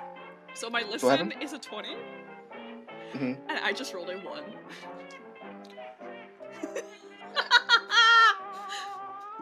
You heard the whole thing. I'm pissed. I am even more pissed now, especially after he just made me run that laundry list of people to the concierge, and now that last chunk of he's not good enough on his own. He needs your legitimacy. Good thing this is on radio. And especially after the entire conversation I had with Mr. Montague, I am just like... Yeah, because we'll say you guys were in a booth, and Elliot, you were coming around on where you guys were in like a corner booth, and the came on a blind spot, heard your name, and kind of stopped. Yeah. And then hear that. Yeah, so it'll be yeah. I mean, what is publishing but mostly lies? We can make people believe that he's a big, strong. Well, I think whatever. with the new fat of these dandy boys here, it might be worth our while to present him as is. I can see the adventures of Elliot Fowler being quite vivid. Yeah, but dandy boys are at least pretty. You can't be pretty on the radio. I drop my wine glass in full after that. That's my apprentice you're speaking of. I'd thank you to keep a kind tongue in your mouth. Well, no, I mean the radio. Again, we're talking about looks here with dandies. You can't be. Nobody cares how Oscar Wilde looks on the radio. Elliot's appearance. And nobody cares who the man behind the radio is either. I thank you to keep that in mind and remember that I have other publishers. All right. We can work something out. I'm saying we'll work together. I'll speak to. Does Elliot come around? I think after that, and like I said, like taking everything that he's had his conversation with Alexander Montague, like in consideration, like being like, you need to build a spine, like you need to like present yourself as a man of like high education, of importance. Like he just turns around and just heads back to his cabin to like just hide out there before the 1 a.m. meeting. I'm so sorry. And just to be clear, I only paid for one cabin, right, David? Yeah. Well, you have a suite. Yeah. Oh, yeah. I have a suite. Yeah. Okay. Ainsley, it's getting late. It's like maybe 11:30. Right. I really don't want to midnight. leave because I don't want to see Lucinda right now. You think it's a safe bet that Lucinda's probably gone down for the night? Yeah. That's what I'm saying. I think I am. Lucinda's not a big social. You think it's pretty safe that they are firmly in their cabin, probably got a little bit of medicine to like help them sleep. Yeah. I am gonna stick around with Dutch and Callum unless it's like obvious that they want me to leave, or if like something else calls my attention. Okay. I think there's gonna be a point where Dutch is beginning to realize, okay, people are setting down. Yeah, and he's just gonna is mostly look empty. Yeah, and he's gonna look over to Ainsley, and with as much kindness as he can muster, just Ainsley, that is your name, right? Ainsley Montague? Ainsley Gage. My Gage. name still hasn't been formally changed. But you are with the big family of the Montague, are you not? Alexander Montague is my father, yes. Sure. I mean no disrespect. It's getting a bit late. Don't you think it's about time to maybe check in with your sister? She is... My apologies for intruding. You are not by any means intruding. This is a matter of work. Right. I just wanted to thank you both again for your hospitality. Of course. Absolutely. And again, if you or if your family, as connected or not as you are, if you need a hand, you can find me. I'm in one of the lower cabins, so it might be a little bit beneath you to come grab me, but I would be happy to be helpful. Mr. Lockhart, it would make me exceedingly more comfortable. Oh, if you need Sure. Then come on, visit me sometime. Need a hand, go to Dutch. If you need an ear, come to me. Yeah, Dutch and... I appreciate it. Have a good night. Thank you. We'll come back to Dutch and Callum in a second. Ainsley, roll a stealth roll. Okay. Okay, stealth is 50. Oh, I dropped... are we counting floor dice? Was the chest if it's good. Fuck you, man. Okay, I have a 50. I got a 23. Hard. Oh, that is so good. You again are going. So there's kind of these there's stairwells at the aft end and the forward end of the ship, and then there's one in the center. You come down the center one, and there's like two big suites on each side, port and starboard sides of the boat. But as you like come to every door, there's like a cutout, a bit of an area, and you're right up to the second to last one, and you hear the door opening. So you wanting to get out of the way, probably not run into your dad. I would assume jump into one of those cutouts. Sure, yeah. You see your father in attire that you've never seen before. And give me it's kind of dark now. Give me a spot hidden. Okay. I am capable of rolling well. I have a 60. I rolled a 41. Your dad's in a full robe. And has they look like almost like graduation tassels, but they are like thick rope that is gold or like gilded, wrapped around almost in like a noose, hanging down over the front of the robe. And in his hand, you see as he's like walking by, he's putting a mask on that looks like some sort of crazy animal mask, and is and walks down and passes right by. He's like in such a hurry. It's just after midnight now. Oh, okay. I kind of just take that as I'm very tired and a little buzzed. We're gonna come back to that, if ever. Probably not. Honestly, we're probably never gonna address that. That seems like one that you'd tack down. I'm gonna go to my cabin. Okay, you go to your cabin, everything's fine, and you go to sleep. Dutch and Callum, you are finally alone. Right, lad. Lower deck for you too, right? Yeah, I think fourth, something like that. Wherever the fuck they stick, Irish. Somewhat normal people. You guys are on the third deck. You guys are in cabins that are not ocean. Like you don't have windows to the. Right, it's low enough that it's like. You are inside. You are on the. We do not even have portholes. Yeah, you don't have portholes. You're inboard. They're still really nice. It's still like a much bigger room than you would see on most other places, and you don't have to share like in most other like second and third class. There's like there's no control over it, right? You just kind of like you take whatever bed is available. This is like a full like hotel room. It's a bit stuffy for my liking, but yeah, I'm in the lowers. Let's walk down to our cabins and have a chat. Absolutely, I'd be happy to accompany. No, Kind of curious, saddled yourself up with Oh. a small old man you never seen. Both of you roll me a spot hidden real quick. yeah. Oh shit. That's an 17. 8. Okay. That's an extreme for me. Yeah, I passed. She's 17. Kellum? Is that Regular just a pass, pass or no, an I extreme? I Kellum, you think I have 70 in there. Yeah, Kellum, you think you see people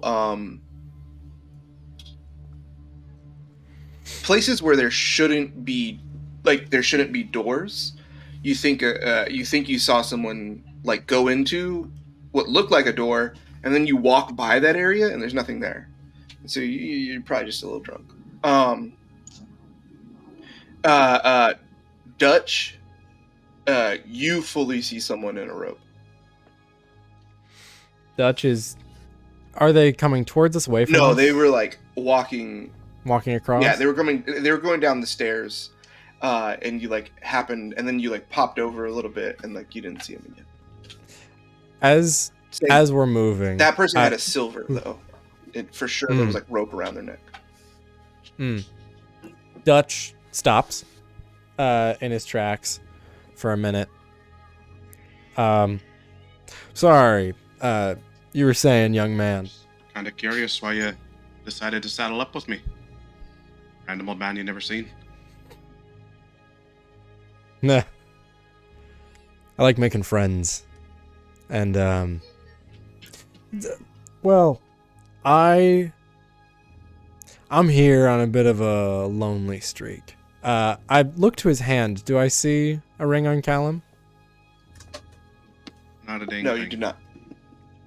You know,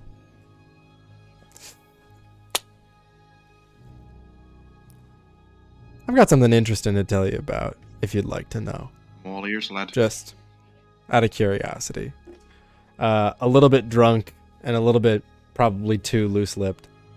You happen to notice all them rings people happen to got? Usually right hand, usually pinky. Various makes, but all similar look. There's always a certain design that begins to stick out. Exactly.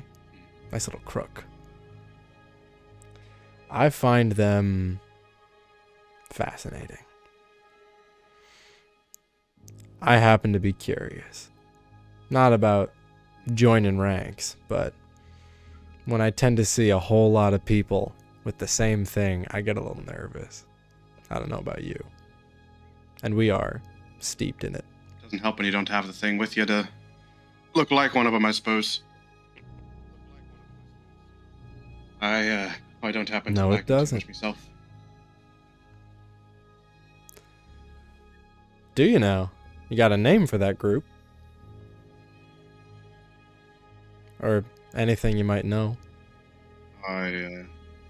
This is now Dutch beginning to lean over in the similar way of Montague.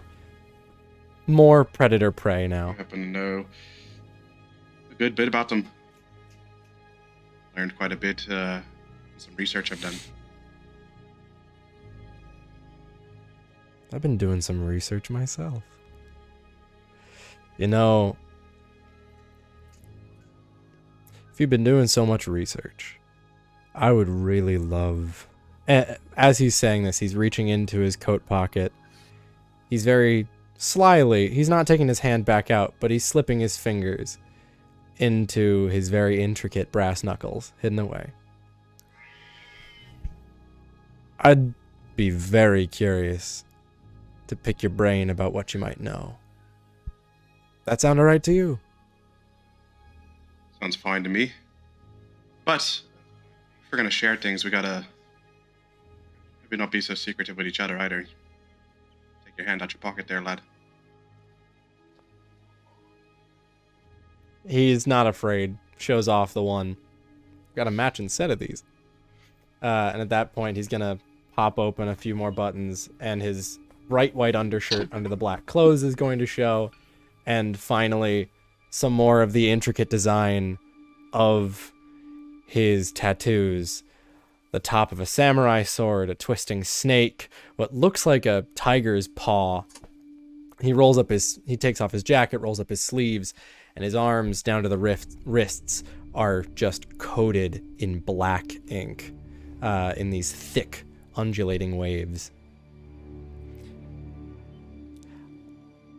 I happen to work for some very lovely people who are very interested in that group. If it makes you feel any better, lad, I don't know who the fuck that is. So, Here's a little bit about me. I grew up in the Bronx. I was a boxer. I told you that. I was a champ. When I got sent over east to, defend the West, I fought mostly in Japan. The Japanese have this thing called the Yakuza. It's this tight, familial group. Some might compare it to the Mafia, but the Mafia is too messy. New York has been coated in blood and sunk with bodies. The Yakuza know how to do things better. And I've been shacked up with them for about 6 years. Some odd. So family's important to you then, lad? That's who I'm with. Family's very Just about important. anything to make sure that, should anything bad happen to your family, it's equally returned. Doubly. If not tenfold. I think we'll get along fine. Yes, we will. And he's going to hold out a hand, still with the brass knuckles, to shake yours. Shake, no problem. And he'll hear David, God you muted can't in his head. David, you are muted. We'll keep rolling with that wonderful 7 spot hidden. And as you shake as you shake Callum's hand, way down. Well, he wasn't going to hide it. Way down the P-way, down the hallway. These boats kind of have cresting bows, right? So at what is almost your foot level, you see a head pop back in.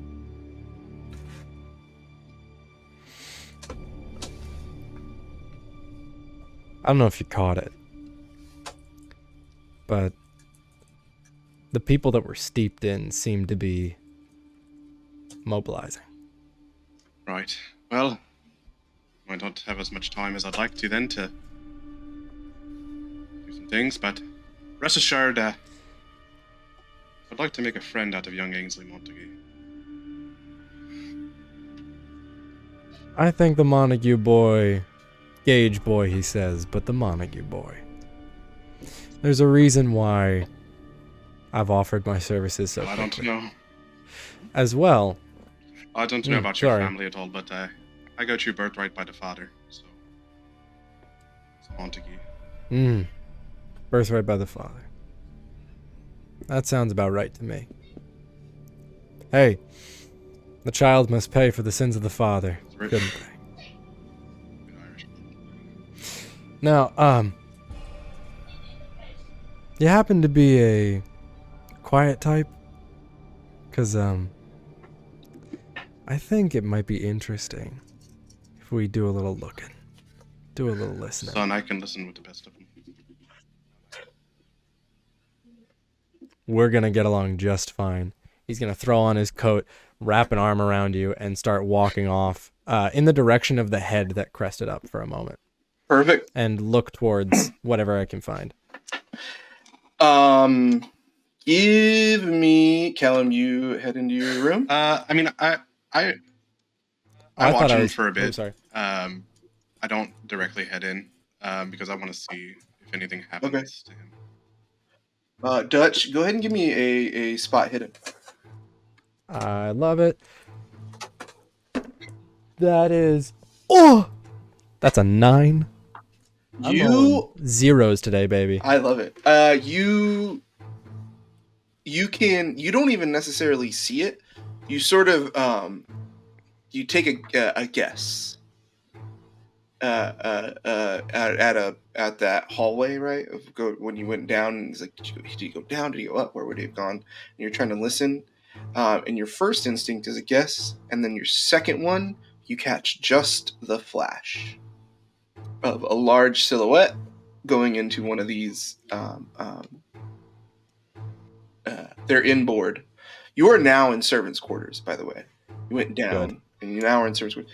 So all the nice wood paneling is gone. All the like gilded, sharp, angular lines that Art Deco that so pervaded these and signified class in this era. And it's stuffier here, and it's gross, and you see just a large silhouette go through that door. We're in the steel now. Whee. And get ahead and give me a... This is also going to be tough. You have locksmith, right? I do. And I've got 30 in that. Give me a locksmith roll and see if you can figure this out. Please. 61. No. You found the seam. You know where the door is, but you can't quite get through it. And then you hear a lot of voices.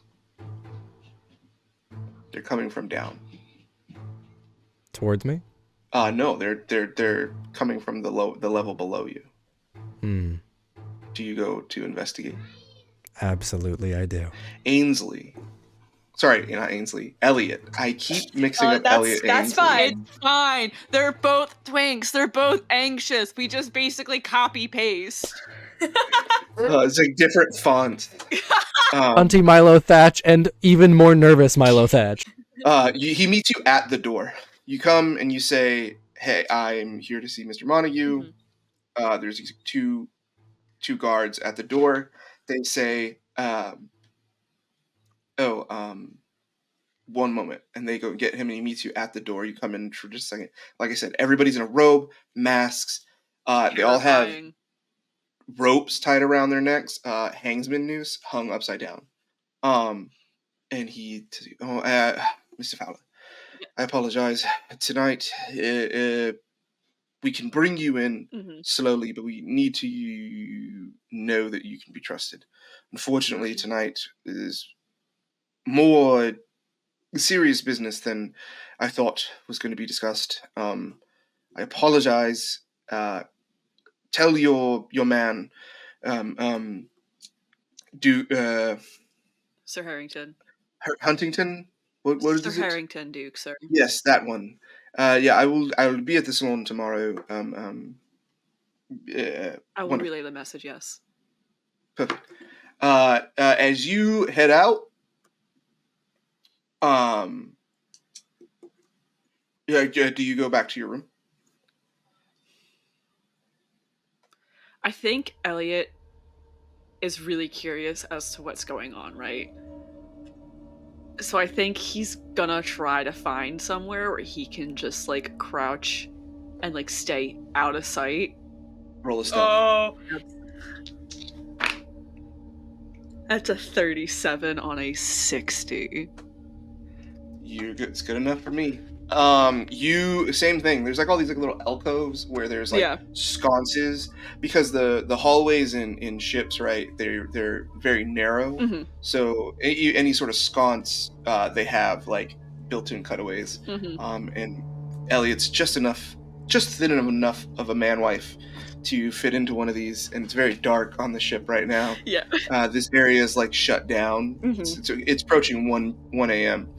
And you hear they all sort of like head out and head down. There's someone standing there guarding like the hallway to make sure that nobody can come, and then you see them like hand signaling, and they all go down, and they all go down, and they all go down, and they go down into beyond servants' quarters, and they go. Do you follow? Yes, absolutely. You can use that stealth. Yeah, we'll keep that stealth. You're able to like stay just as far back from the team that's like clearly shepherding them. And just as they go into what is like the belly of the ship, there's a big what looks like hydraulic doors guarding it, and then it goes into like a big open bay. Yeah. The doors are like open, and as you're going down there and you're trying to sneak steadily behind, Sneak. you feel a big, large hand on your shoulder, and it's Dutch. Elliot Hey there, jumps like 5 feet out of his fucking skin. He's like, holy fucking shit. Dutch is going to immediately clasp a massive hand over your mouth. Listen here, boy. We're both in places we shouldn't be. Let's not waste that opportunity, should we? Good. Quietly. He's gonna let the hand go. What the fuck are you doing down here? I could ask the same of you, but then again, you got that special little ring on your finger. Elliot feels like his heart drop into his ass when he brings up the ring. And he's like, I don't. You don't what? How the fuck do you know about the ring? I got friends in high and low places. Now, I want you... You start to hear chanting. Here's the thing. I'm very interested in what's going on. I'm sure you are too. I can tell you're down here. You're not gonna rat me out. I'm not gonna rat you out. And if I find out, and again, the brass knucks are being wielded, he basically puts the hand on the shoulder and lets him feel the weight of his hand and this brass. And if I find out that it comes back to me from you, you're not making it off this ship. Do you understand? Chanting has subsided. Quickly. You guys can just make out a voice. I can make a listen roll if you need or want. I could also do listen too. No, I don't think you would. I don't think you... Well, you would hear what they're saying. You Okay. hear what they're saying. You hear what they're saying, which is... All right, to order. We need to figure out... Mr. Krause is here to give some more finer details of the plan. And then Mr. Krause goes into... He starts naming off specific points in the ocean. Dutch is going to grab the back of Elliot's shirt, like back of the collar. Mm-hmm. Okay, less of a choice. Drag. And just start pulling him closer so that he can hear. And get very specifics. Elliot was gonna comply, but damn. Listen, we ain't got time. He starts naming off geographic points, right? He starts naming off coordinates in the ocean and says... Quick question, sorry, before we keep going. Would Dutch have a notepad on him? Yes, no? Roll a straight up and down luck check. 51 to 100. Got you. I've got 65 luck points, or am I just going... No. North of 50, south of 50. Yeah, because it's kind of... I would think it's unlikely you would take one to cocktail hour. Sure right? enough, absolutely. So maybe you have the sense of mind, too. Absolutely. North of 50, south of 50. 69. Nice. Nice. No. Listen. I think Elliot has one on them. I was going to make the argument. The question Elliot's is, a fucking nerd. Does Elliot pull it out and write stuff down? He takes one look at Dutch, who has just manhandled him up and down the hallways, and just immediately starts complying and starts writing shit down for him. Perfect. Okay, so I'll get you these coordinates off whatever. Okay. Thank you.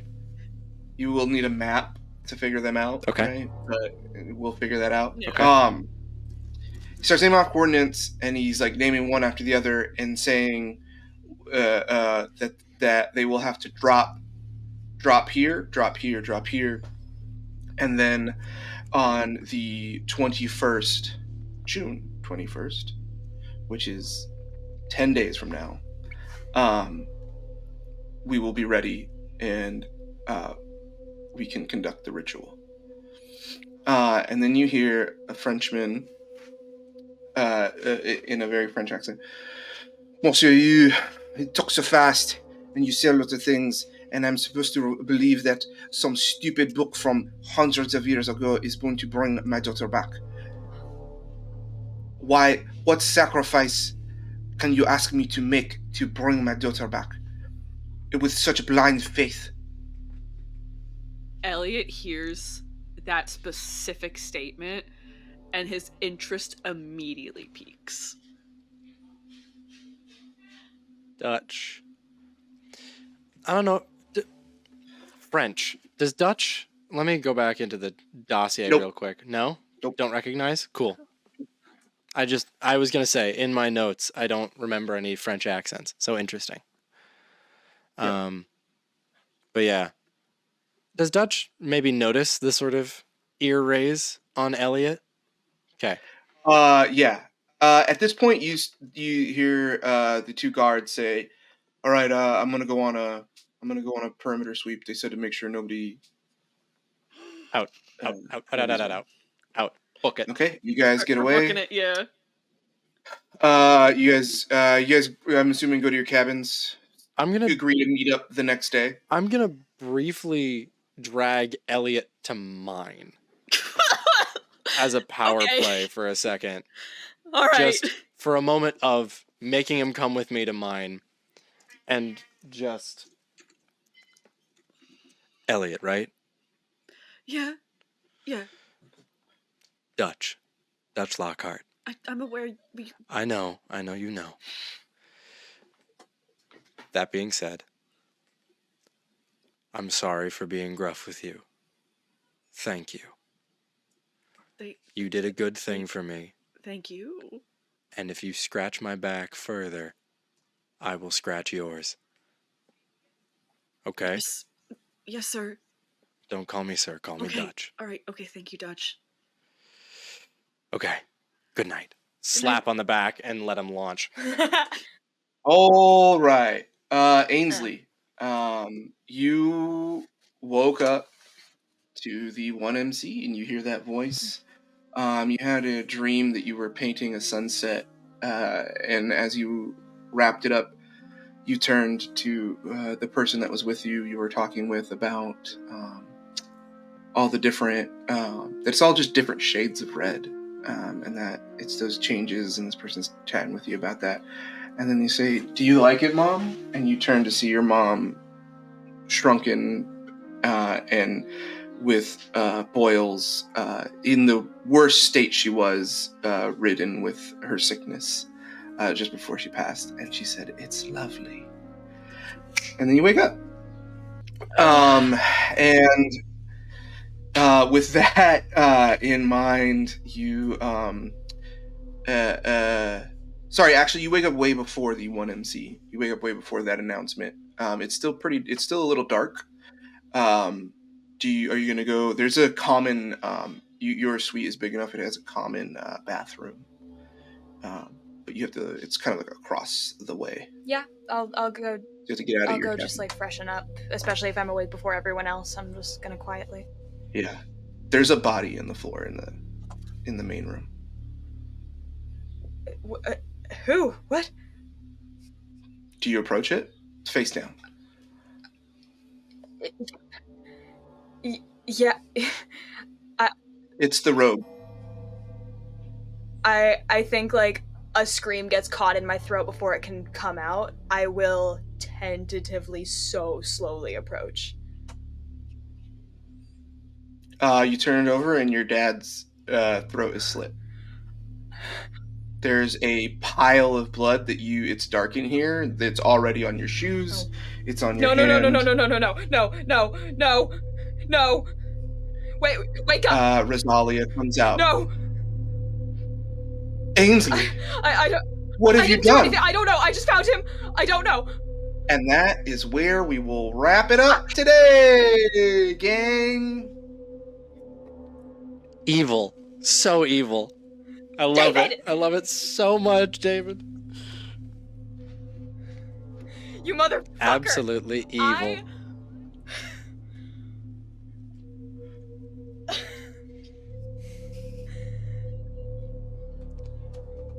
Okay. Can I say something funny that will hopefully be edited out? Hey, Julia, Yeah, I know I've been joking about killing your dad this whole time. It wasn't Dutch. It wasn't Dutch. I It just... figured. So, also, you would have noticed the skull would have been in tatters, but... holy shit. He would have one-punched man your dad. I would have, and it would have been funny. All right, gang. Like, subscribe, join the Discord. Come chat with us about this episode. We are all in that Discord. We all love to chat. This is also how these players came to play here. Us at Streaming Rainbow are all about expanding our community and involving them in our games, and we would love to have you come play with Now us. look at us. Until next time, fair winds, following seas.